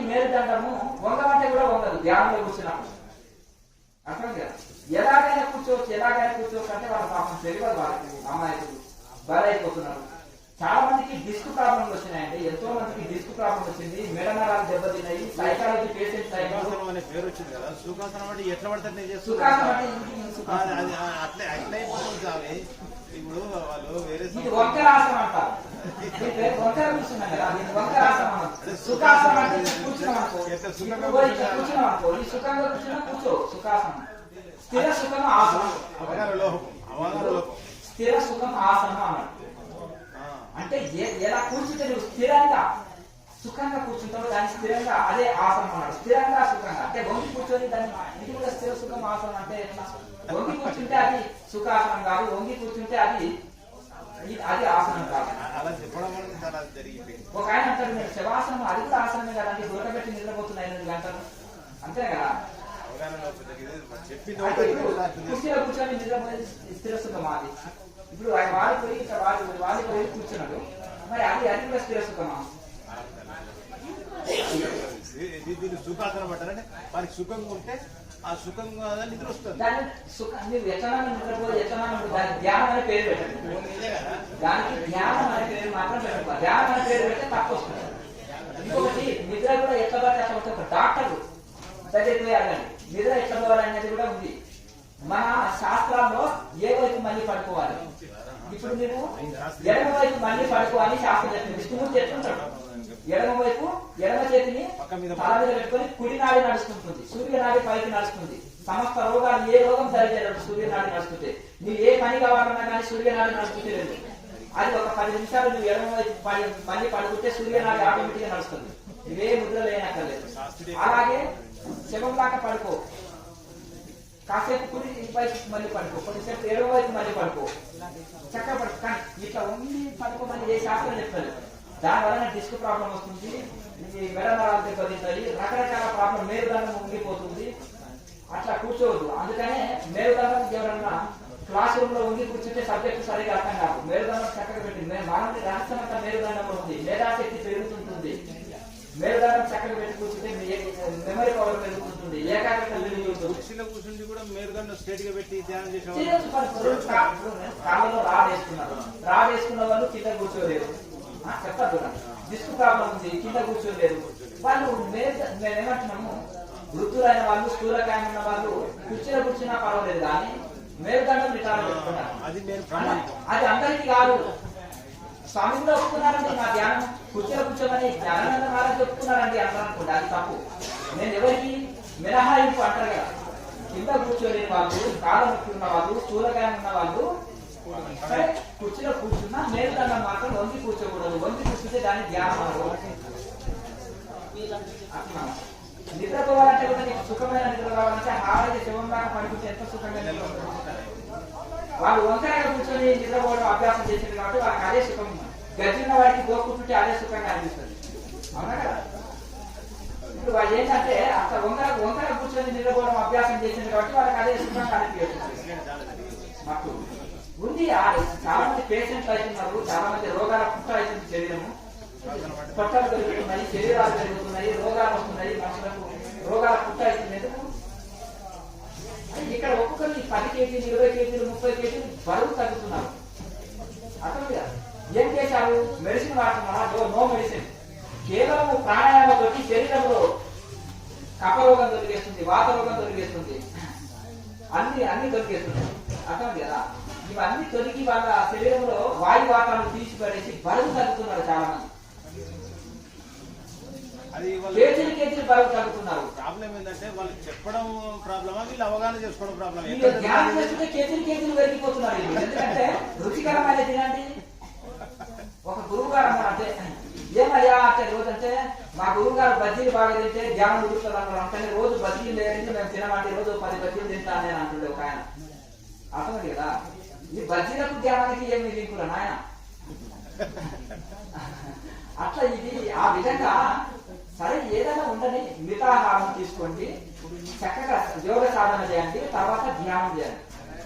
తలకిందులు ఉండమంటున్నామా, ఇలా ఆసనాలు ఏమంటున్నామా, జస్ట్ కనీసం ప్రాణాయామం కూడా చేత కాకపోతే ఏం ధ్యానం చేస్తాం చెప్పండి. ఎట్లా అభ్యాసం చేస్తుంటారు మీరు? సుఖం సుఖం సుఖం సుఖం సుఖం అని ఏం చేశారంటే ఎట్లా చేసిన ధ్యానం అనడం వల్ల వ్యవహారం జరిగిపోతుంది. ఇప్పుడు ఒక ఋషులు ఏం చెప్పారు, వివేకానంద స్వామి ఏం చెప్పారు, ధ్యానం, ఆయన కూడా ధ్యానం పైన పుస్తకాలు రాశారు మహానుభావుడు. స్వామి దయానంద సరస్వతి రాశారు. శంకరాచార్యులు కూడా యోగ తారాలలో ఎంతో మంది ధ్యానం గురించి చెప్పారు. ఇంకా గొప్ప గొప్ప మహనీయులు రాసి పెట్టారు. పరమహంస యోగానంద పిచ్చోడా గొప్ప సైంటిస్ట్ ఆయన, అర్థమైంది కదా. వాళ్ళ గురువు గొప్ప సైంటిస్ట్, యుక్తేశ్వర గిరిమాలకు సైంటిస్ట్ ఆయన. యుక్తేశ్వర గిరిమాలకు ఆ సైంటిస్ట్ ఈయన శిష్యుడు. మరి ఏదైనా సైంటిఫిక్ ఉంటే వాళ్ళు ప్రపంచ దేశాల్లో ఇప్పుడు విదేశంలో ఫారినర్స్ ఎక్కువ ఉన్నారు, వేల మంది విదేశాల్లో ఎక్కువ ఉంటుంది.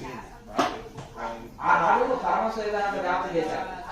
ఏదైనా ఇప్పుడు వీళ్ళు చాలా మంది అంటారు అదే స్పిరిచువల్ సైన్స్ అంటారు. స్పిరిచువల్ సైన్స్ అన్నప్పుడు మరి అంటే ఆధ్యాత్మికం, అదే ఆధ్యాత్మికం సైన్స్, ఆధ్యాత్మిక సైన్స్ అంటున్నారు. అలాగే ఈ యొక్క శాస్త్రీయమైన ఆధ్యాత్మికం అంటున్నారు. శాస్త్రీయమైన ఆధ్యాత్మిక శాస్త్రం అన్నప్పుడు మరి వంగి కూర్చోవడం అశాస్త్రీయం కదా, నిద్రపోవడం ధ్యానంలో అశాస్త్రీయం కదా, అంతే కదండి. తిని ధ్యానం చేయడం అశాస్త్రీయం కదా. తిని ధ్యానం చేయమని ఏ శాస్త్రం చెప్తుంది? ఇది అశాస్త్రీయం కదా. ఇప్పుడు తెల్లవారుజామున మనం 3 నుంచి 6 వరకు తినము, ఎంటీ స్టమక్ ఉంటుంది. సాయంత్రం కూడా 6 నుంచి 9 వరకు ఎంటీ స్టమక్ ఉంటుంది. పొద్దు 6 గంటలకు ఎవరు తినరు, సంధ్యాసమయంలో ఎవరు తినరు. ఈ కాలంలో ఏదో డ్యూటీలు చేంజ్ ఉంది, కరోనా పరిస్థితులు అటు ఇటుగా మాక్సిమం మన శాస్త్ర ప్రకారం అట్లా సాధన చేసినాక తింటాం, హాయిగా పడుకుంటాం, డ్యూటీలు చేసుకుంటాం. వీళ్ళు తిని ధ్యానం చేయొచ్చు అంటారు, ఇది అశాస్త్రీయం. వంగి కూర్చోవచ్చు అంటారు, నిద్రపోవచ్చు అంటారు ధ్యానంలో, అశాస్త్రీయం అంటారు. దానివల్ల రిజల్ట్ ఏమి లేదు. ఎందుకైనా మరి అన్ని అనుభవాలు చెప్తున్నారు అంటే ఎవరికి వెళ్ళిన అనుభవాలు, ఆఫ్ మైండ్ బుక్ చదవడం, ఇంగ్లీష్ పుస్తకాలు తెలుగులో చేసిన చదవడం, అది ఎక్స్పీరియన్సెస్ అని చెప్పుకోవడం, అర్థమైంది కదండి. మరి ఆ అనుభవాలు కొంచెం వాడికి శరీరం మైండ్ కంట్రోల్ ఉంటుంది, శక్తివంతమైన శరీరం తయారవుతుంది. నాకు డిస్క్ ప్రాబ్లం ఉంది, ఎంతకాలం నుంచి చేస్తున్నాను, 7 ఏళ్ళ నుంచి చేస్తున్నాను. ఎంత వయసు? 48. 40 ఏళ్ళకి డిస్క్ ప్రాబ్లం ఎందుకు వచ్చింది నాయన నీకు? వెళ్ళిపోయారు కొంతమంది. ఇక్కడ మెడిటేషన్ 15 సంవత్సరాల నుంచి 15 సంవత్సరాలు పిక్చర్ అయిపోతుంది, సంవత్సరాలు చేస్తలేరు, డ్యూటీలు చేస్తలేరు, సైకాలజీ పేషెంట్స్ అయినారు, మెంటల్ ఎర్రగడ్డల నుంచి మెంటల్ హాస్పిటల్ చాలా మంది చేయాలి, అర్థమైంది కదా. చాలా మంది మరి మెడిటేషన్ ఇక్కడ కూడా యూత్ వచ్చారండి, బెంగళూరులో జాబులు చేస్తూ కూడా ఇది కొంతమంది యూత్ వచ్చారు. పిక్చర్ అయిపోయింది నిజంగా కూడా. వంగి కూర్చొని మత్తులో ఉండిపోవడం వల్ల చాలా ఆరోగ్యాలు దెబ్బతిన్నాయి. కొంతమంది వృద్ధులు, వయసులో ఉన్న వాళ్ళు ఉద్యోగాలు చేస్తలేరు, వ్యాపారాలు చేస్తలేరు, ఇవన్నీ చేస్తలేరు, బాధ్యతలు. ఎందుకంటే పిక్చర్లు అయిపోయింది. శాస్త్రీయంగా లేకనే అదే మరి ఏదైనా శాస్త్రీయంగా చేయాలి. మంచిది, శుభం. అందరూ తిని వెళ్ళాలి. బీట్రూట్ ని బాగా తినండి, క్యారెట్ ని బాగా తీసుకోండి, యాపిల్స్ తీసుకోండి, టమాటా జ్యూస్ తాగండి, యాపిల్ జ్యూస్ తాగండి, కూరల్లో టమాటా బాగా వాడండి, టమాటా కర్రీ బాగా తీసుకోండి, ఆకుకూరలు బాగా తీసుకోండి, మంచి విటమిన్ ఆహారం తీసుకోండి, యోగాభ్యాసం చేయండి, ధ్యానం చేయండి. నో డాక్టర్ నో మెడిసిన్ అన్ననుకో, అన్ని మందులు పాటించి వచ్చేసినట్టు వాళ్ళు వచ్చేస్తారు. అసలు వీళ్ళకేమో పలుకుబడి బాగుంటుంది కదా. No medicine no doctor. గురువు గారు మాత్రం 10 గోళీలు వాడతారు లోపల. నిండా షుగర్ కదా, మరి వాళ్ళు ఏం చేస్తారు, నిండి షుగర్ ఉన్నోడు గోళీలు టాబ్లెట్లు వాడకుండా ఎంతో మంది చచ్చిపోయింది ఇంటికి వచ్చి చెప్తుంటారు వాళ్ళ బాగా. ఒక బాబు ఇలా ఉంటే మా అమ్మ చచ్చిపోయింది స్వామి అంటే ఏమైందంటే no doctor no medicine only meditation అనడం వలన ఆడ పోయి కూర్చొని అందరి దగ్గర ఆ పోయి కుర్చీలో కూర్చొని నిద్రపోయి వచ్చేది. ఇంకా మందులు వాడక చచ్చిపోయింది స్వామి అని. మరి ఎవరైనా ధ్యానం నేర్పిందంటే మరి ఆయనకు నిండి షుగర్ ఉంది, ఆయన రూమ్ లో వచ్చి ఇన్ని టాబ్లెట్లు ఉంటాయి, మరి ఆయన 10 టాబ్లెట్లు వాడుతూ మరి ఆయన దగ్గర కూర్చున్న వాళ్ళని నో మెడిసిన్ అనేది చెప్తున్నాడు. అంతే కదా, పిక్చర్ చేయగలిగినే కదా. మీరు మాత్రం మాంసం మాట్లాడి నేను 1/2 కిలో మాంసం తింటాను. ఇది అట్లే నడుస్తుంది ఇప్పుడు గ్యాస్ సెంటర్ లో. నేను వైన్ మారుకున్నా ఆయన ఒక 1/4 రోజు 1/2 లీటర్ కావాలి, అర్థమైంది కదా. మనసు బాగలేనప్పుడు వాడొచ్చులే మాస్టర్ చెప్పేది. మనసు బాగలేని అప్పుడప్పుడు మందు కొట్టొచ్చులే. ఏ మాస్టర్ మీరు సిగరెట్ తాగుతున్నారు సీక్రెట్ గా అంటే మనసు బాగలేనప్పుడు 2 పెట్టెలే తాగుతా, ఎక్కువ తాగనంటాడు. అది కంట్రోల్ అన్నమాట. 10 పెట్టెలు తాగేవాడిని ఇప్పుడు 2 పెట్టెలు తాగుతున్నాను, అది కంట్రోల్ చేస్తున్నది. కలియుగం మాయ సంకల్పం అండి, అంతా మాయనే. ఎందుకు ఈ చీటింగ్ చేయడం? మీరు ఎట్లా కనిపిస్తున్నావో అట్లా చెప్పు. ఏం తెలియని వాడు చిన్న వానికి బిసిగడ్ చేసినట్టు అవుతుంది, ఎంత నష్టమైపోతుంది. రావడం తప్ప చెప్పడం అయితే ఇట్లా ఒకటి ఏంటిదంటే ఈ విధంగా ఒకటి ఆధ్యాత్మికంలో అక్కడ అక్కడ ఏది చెప్తున్నారో అది లేనప్పుడు దాన్ని అనుసరించకూడదు. ఋషులు చెప్పినట్టు అనుసరించాలి. ఋషులకు మైండ్ కంటే మనకి గొప్పది కాదు. ఇప్పుడు వివేకానంద స్వామి, శంకరాచార్య, దయానంద సరస్వతి, కబీర్ దాసు, బ్రహ్మన్ గారు, రాయమాచార్య, ఒక యోగి ఆత్మకథ గురువు వీళ్ళు ఏమైనా మిస్గైడ్ చేశారా? వాళ్ళు ఎంత సింపుల్ సిటీ లైఫ్ అండి. రమణ చిన్న కౌపీనం పెట్టుకుని ఉంటాడు. రామకృష్ణ పరమహంస చిన్న పాతది జ్యోతి కట్టుకుని ఉంటాడు. షెడ్ కూడా సరిగా ఉండదు ఆయన. ఒక యోగి ఆత్మకథ గురువు చూడండి ఎంత సింపుల్ సిటీ, ఎంత ఇది. ఈ ధ్యానం కౌంటర్ మాస్టర్కి 2 లక్షల డ్రెస్. మీరు మాత్రం సాదాగా జీవించండి. ఎంజాయ్ బాగా ధ్యానం చేసి అక్కడ భోగకార్యం అంటే భోగం అంటే ఏంటి? భోగంతో కొలుస్తారు ఆ పవిత్రమైన ధ్యానాన్ని. అది బ్రహ్మానంద స్థితి. భోగం అంటే నువ్వు ఈ మంచిది తినడం, మంచిది ఎంజాయ్ చేసి తిని భోగం. దీనికి ఒక లిమిట్ ఉంది ఈ ఆనందానికి. ధ్యానంలో పొందే ఆనందానికి లిమిట్ లేదు, దానికి ఒక పరిధి లేదు. నిండు ఆనందం కంటే 1,000 రేట్లు ఎక్కువ అనుకుంటుంది ఆనందం. దాన్ని వెలకట్టలేదు. అది గుణాతీత స్థితిలో, నిర్గుణ స్థితిలో అనుభవంలోకి వస్తుంది. ఇది గుణంలో అనుభవించేదేమో భోగాలు. తమగుణం, రజగుణము, సత్వగుణంలో అనుభవించేదేమో భోగాలు.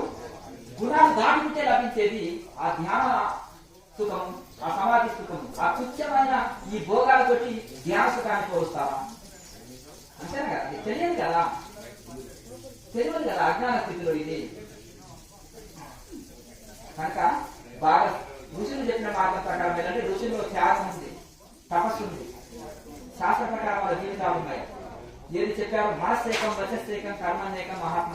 మనసు, కర్మ, ఆచరణ ఒక రకంగా ఉంటుంది. అంటే మనసు ఒకటి ఉంటుంది, ఆచరణ ఒకటి ఉంటుంది, మరి అలాగే చేసే పనులు ఇంకొక రకంగా ఉంటాయి. అంతేనా కదా? వేషం ఉంటుంది. ఇప్పుడు ఫ్రెష్ అంటే ఏ బొరవాడు తాగని కూడా తాగలేదండి. మరి అప్పుడప్పుడు అంటే అది నా వృత్తి అండి. మళ్ళా మంచిగా డెటాల్ తోటి మొత్తం స్నానం చేసేస్తానండి, మంచి సబ్బు పెట్టి మళ్ళీ మళ్ళీ మళ్ళీ ఫ్రెష్ అయిపోతానండి. అందుకనే ఫ్రెష్ అన్నానండి. అంటే వేషాగుణం. అంటే ఒకతో చాటింగ్ చేస్తా, ఒకతో కాలింగ్ చేస్తాను, ఒకతోటి డేటింగ్ చేస్తాను, ఒకరితో తాళి కట్టించుకుంటాను. అంతేనే కదా? అంటే మనసు ఒకటి, మాట ఒకటి, కర్మ ఇంకొకటి. ఇది వేషాగుణం అంటారా అన్నారా? చెప్పండి. వ్యభిచారిణి మనసు అంటాడు భగవద్గీత. వ్యభిచారిణి భక్తి వద్దు అంటాడు భగవద్గీత. అనేక భక్తి వద్దు, అది వ్యభిచారిణి భక్తి. ఏకభక్తి విశిష్యతే. ఏకభక్తి కలిగి వద్దు. సిలిండర్ అయిపో, భగవంతుడు తప్ప, నీవే తప్ప అని చెప్పడం జరగా. నాకు సాధనే కావాలి, మోక్షమే కావాలి, అవ్వ కావాలి, పువ్వ కావాలంటే కుదరదు. దాని ప్రకారం వీళ్ళు మీకు అనంతమైన సుఖం వస్తుంది. ఈ భోగాల్లో ఎట్టి సుఖాన్ని అనుభవిస్తున్నావు, దానికంటే 1000 కోట్ల శాతం ఎక్కువ సుఖాన్ని నువ్వు అనుభవిస్తావు. ఆ ఋషులకు ఆ సుఖం లేకపోతే వాళ్ళు దిగంబర్లై అడవుల్లో, ఐసుకొండల్లో అంత తపస్సు చేయలేరు. దీనికంటే గొప్ప సుఖం ఏదో అనుభవిస్తున్నారు. బుద్ధుడు పిచ్చోడు కాదు, రాజ్యం వదిలిపెట్టిపోయాడు. ఈ తుచ్చమైన సుఖం వదిలిపెట్టే బ్రహ్మానంద రూప సుఖం కోసం పోయింది. ఏయాకి 2 భార్యల్ని సంసారం పిల్లలకి అప్పచెప్పిపోలేదు, పిచ్చోడు కాదు. అలాగే భరతుడు 100 మంది కుమారులను వదిలిపెట్టి తపస్సు ఊరికి వెళ్ళలే. భరతుడు తండ్రి వృషభుడు. భాగవతంలో చదివితే బాగా అవుతాం. మరి అందులో ఆయన 100 మంది పుత్రులని రాజ్యం అప్పచెప్పేసి వృషభుడు వెళ్లి అవధూత స్థితిలో గడుపుతాడు. గొప్ప తపస్సులు చేశారు. ఈ పిచ్చి వాళ్ళు సమాధులు కట్టి పూజలు చేస్తారని ఎదురు బొమ్మ గడిలో దేహం చేస్తారు. అటువంటి కదా. కనుక అవధూత, సంపూర్ణ అవధూత వృత్తిని అవలంబిస్తారు. మరి ఎందుకంటే ఆ సమాధి రూపంలో అంత సుఖం ఉంటుంది. తుచ్చమైన భోగాలతో పోలుస్తారా? ఇక్కడ ఈ భోగాల్లో, క్షణిక భోగాల్లో ఏ సుఖం అనుభవిస్తున్నాడో దానికంటే కోటాను కోట్లలో ఇవేవో ఇంద్రియాలతోటి 3 గుణాలతో అనుభవించేది. అది 3 గుణాలు దాటింటే కలిగేది ఆ స్థితి. అది అవ్యక్తం, వ్యక్తం. ఇంత వెల కట్టలేదు. ఎంత బరువు తగ్గినావమ్మా? ఎంత బరువు తగ్గినావు? అప్పుడు నడవలేక భూమిని పట్టుకొని వస్తుంది కదా, కర్ర పట్టుకొని వచ్చినావు. అది ఇంకా రెగ్యులర్ గా వాడు సాధన బాగా చేస్తున్నావు కదా. ఈయన చచ్చిపోదాము అని అనుకున్నాడు, ఆత్మహత్య చేసుకున్నామని వాళ్ళ ఆయన వరపట్టుకుపోతే నీకు వచ్చే వరకు నేను ఉండాలి, నా శరీరంగా కనిపిస్తాను చూడు. కిందికి వచ్చి ఏడ్చుకుంటూ వచ్చినావు. వచ్చినవా రాలేదు? మరి ఆరోగ్యం మంచిగా యద్భావం తద్భవతి. అచంచలమైన గురుభక్తి, అచంచలమైన దైవ భక్తి తోటి ఉన్నత శిఖరాలు అందుకుంటారు. అటువంటి ఎవరికైనా అచంచలమైన గురుభక్తి లేదు, అచంచలమైన దైవ భక్తి లేదు, వాళ్ళకి సాధనలో ముందుకు వెళ్ళలేడు. ఇక్కడ ఏమంటారు? ఇక్కడ ఒక రోగం ఒకటి ఏంటిదంటే we are all gurus, we are all masters. ఎవరి మీద ఎవరి అధికారం లేదు. నీకు నీవే గురువు పోయి, నీకు నీవే దిక్కుపోయి, ఎవరికి వాళ్ళే దిక్కు, ఎవరికి వాళ్ళే ఎవరికి దిక్కు వాళ్ళే ఏమన్నా గురువు మార్గదర్శకుడు. ఇప్పుడు తల్లిదండ్రులు ఉన్నాడు, చిన్నపిల్లవాడు మలం పూసుకొని పౌడర్ వేసుకుంటున్నాడు. మరి ఇది తప్పు నాన్న అని చేయాలి. ఆ మలాన్ని తీసుకొని అన్నం కూరల్లో మా అమ్మ నాన్న కూడా తింటారని చేస్తున్నాడు. వరే అందరికి చేస్తున్నారు అంటే మీరు కూడా కొంచెం తినండి అని అంటాడు. నేను ఇష్టం కదా, మరి నాదే కదా, ఇది నా బంగారాన్ని గుర్తు పెట్టుకుంటావు, చెంపలు దొరుకుతావు కదా, మరి ఈ మలాన్ని కూడా మీరు కూడా తినండి, నేను ఎంత ఇష్టమో తెలుస్తుంది అంతే కదా. చిన్నపిల్లవాడు తెలియకుండా ఏదేదో తప్పు చెప్పాలి, తప్పు ఒప్పు చెప్పేవాడు గురువే కదా. కనుక ఆ విధంగా ఒక మార్గదర్శకం చూపించేవారికే గురువు. ఎవరికి వాళ్ళు సాధన ఏది భావం తత్వవుతుంది. వివేకానంద స్వామి ఎంత రామకృష్ణుని దాసులం అన్నారు, వీరుని శివుని నావే. రామకృష్ణ పరమహంస దాసాను దాసులం అన్నారు. ఈ రామకృష్ణ సమాజము, రామకృష్ణ మిషన్లో ఇంత సేవకులం, మేము రామకృష్ణుని సేవకులము, శ్రీరామకృష్ణుని దాసులం అంటారు. గోవింద కవుల గౌడపాలకు దాసుడు ఈ పుస్తకం రాసింది అంటారు. శంకరాచార్య ఎన్నో మహత్తర గ్రంథాలు రాసి ఎంత అచంచలమైన గురుభక్తు, ఎంత అచంచలమైన దైవభక్తు, ఎంత అచంచలమైన యోగం చేశాడు, ఎంత అచంచలమైన తపస్సు చేశాడు. ఇవన్నీ కలిశారు మన మహనీయుడు. 2 పుస్తకాలు ఉపన్యాసం వస్తే మనకు కొమ్ములు వచ్చేస్తాయి. 4 రోజులు ధ్యానం చేసే వరకే దేవతలు అంటారు. మరి ఆ మహనీయుడు శ్రీరామచంద్రుని దాసుని అన్నాడు హనుమంతుడు. ఏమైనా కొండ ఎత్తుకొచ్చావు, సముద్రాన్ని లాంగు తెంపు చేశావు, దొంగలాగా అయిపోయి లాంటిని చెవుల నుంచి ముక్కుల నుంచి చేశావు, మీరు దాని చమత్కారం ఉంది, ఇంతటి వీరుడివి అర్థం. ఈ స్థితిని నేను అందుకోనికే శ్రీరాముడు కారణం అంటారు. అట్లా ఇది కనుక ఆ విధంగా భావం తత్వవతి కనుక ఆ సాధన చేసుకుంటూ చేసుకుంటూ చేసుకుంటూ పోతుంటే సాధనే మీకు గురువు, సాధనే భగవంతుడు, సాధనే మీకు సర్వం. కనుక ఆ సాధన చేసినప్పుడు అన్ని సెట్ అయిపోతాయి, అన్ని అయిపోతాయి. ఆ సాధనలోకి రాకపోతే అంతే కదా, మన రోగం నొప్పి చోటి నా కర్మ నాకు అనుసారం మా ముసలాయన లేకపోతే విషం విండి చచ్చిపోతే చాలు అంటారు.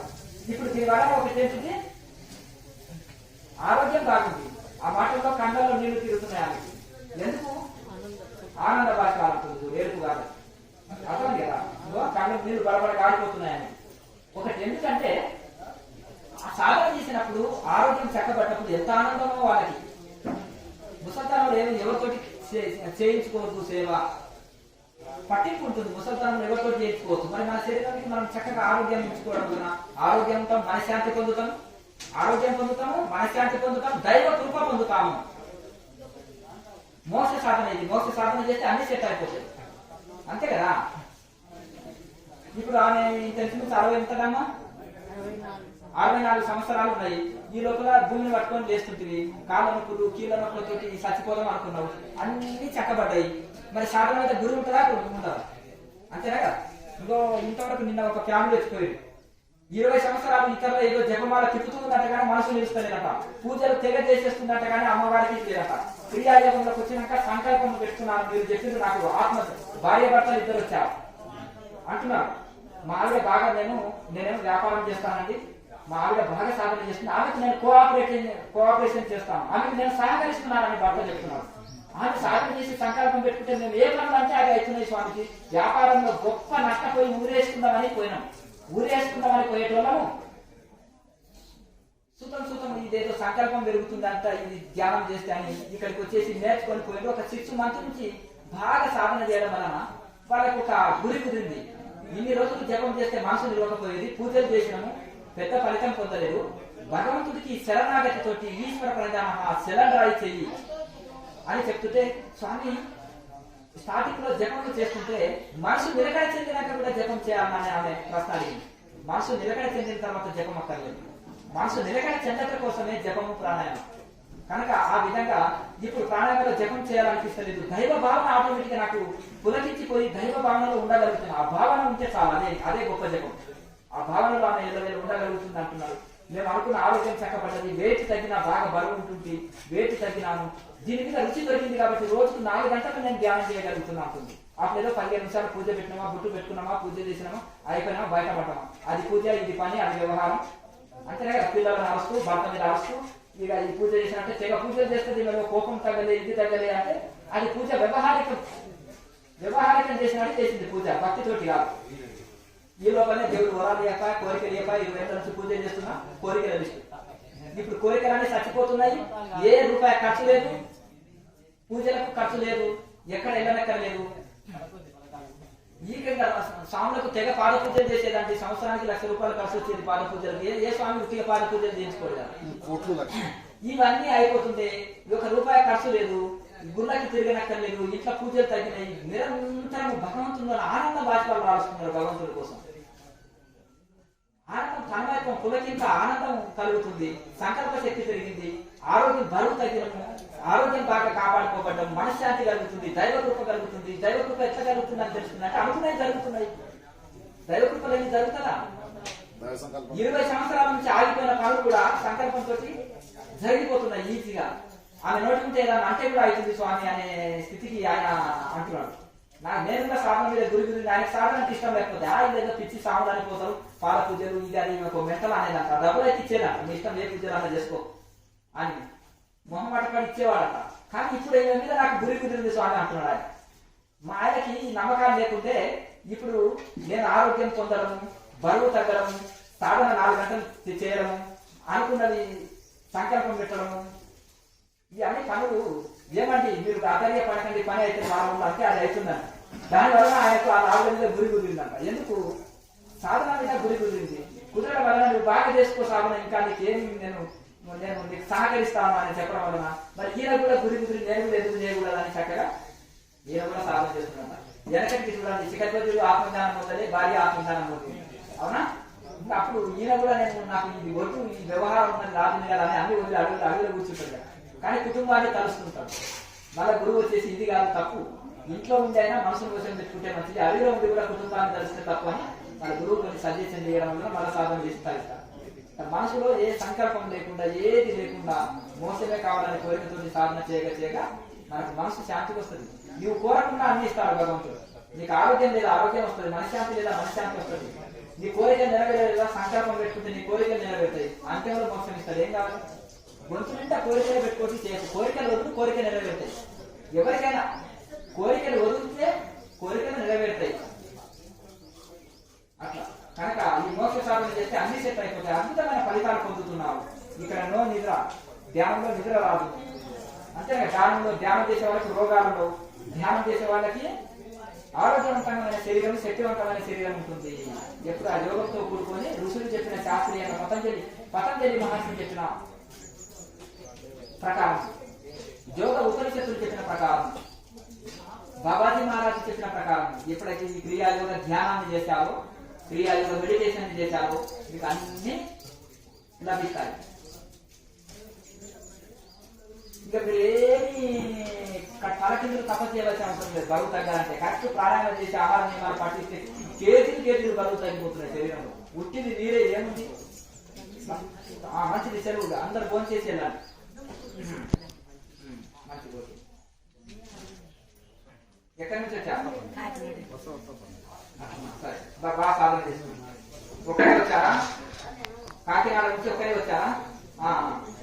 చాలా చూసి వచ్చారా? బాగా ధ్యానం చేసుకోండి, మంచిది. పెట్టుకోండి, చిన్న ఉంది మెడ వేసుకోండి. ఈ అమ్మగారు మీరు ఎక్కడి నుంచి వచ్చారు? సరే, బాగా సాధన చేసుకోండి. మీ ముసలాన్ని కూడా వచ్చాడు కదా? ఇద్దరు వచ్చిందా? కాదు, ముసలాన్ని కాదు, మీ కోడలు మీరు ఇద్దరు వచ్చిందా? ఇంకో ముసలాలు ఉంది ఇక్కడ, ముసలాన్ని మీరు ముగ్గురు వచ్చారు. సరే, సంతోషం, మంచిది, శుభం. బాగా ధ్యానం చేసుకోండి. ఇంకేం కావాలి నీకు? మనవాడు కావాలి, మనవరాములు, బాధ్యతలు అయితే ఎవరుతా భగవంతుడే కావాలి. అదే ఏకభక్తి అంటారు, అంతేనా కదా? ఎవరు మనకు దిక్కు కాదు, ఎవరు పట్టించుకోరు, భగవంతుడు ఒకడే కావాలి. సరే, బాగా సాధన చేసుకోండి, మంచిది. ఇక ముసలితనంలో ఏం కావాలి? భగవంతుడే కావాలని కోరుకుంటారు. బాగా సాధన చేసుకోండి, మంచిది, శుభం. ఇంకా సెలవు, అందరికి సెలవు. ధర్మాత్ముడు కొన్ని రోజులు కష్టపడవచ్చు, పాండవులు స్టార్టింగ్ లో కష్టపడవచ్చు, కౌరవులు మొదలు సుఖపడవచ్చు, తర్వాత దుఃఖపడ్డారు. పాండవులు మొదలు దుఃఖపడవచ్చు, తర్వాత సుఖపడ్డారు, అంతేనా కదా?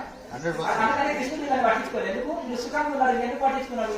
అంతేనా కదా? కష్టాల్లో అడుగున్నాయా వెంట ఉన్నాడు, తర్వాత లేదు కదా. కనుక అధర్మము మొదలు సుఖపడుతుంది, ధర్మం మొదలు కష్టపడుతుంది, చివరికి ధర్మము సుఖపడుతుంది, జయిస్తుంది, సుఖపడుతుంది. అధర్మము చివరికి దుఃఖపడుతుంది, దుఃఖిస్తుంది. ఇది మరవరాదు. ధర్మం రక్షించి రక్షించాలి, అంతేనా కదా? కనుక ధర్మం వైపు పోరాడచ్చు, ఆ యొక్క న్యాయం నిర్ణయిస్తుంది.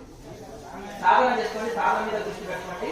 ధర్మం చేయాలి, ఎత్ర ధర్మం తత్ర చేయాలి.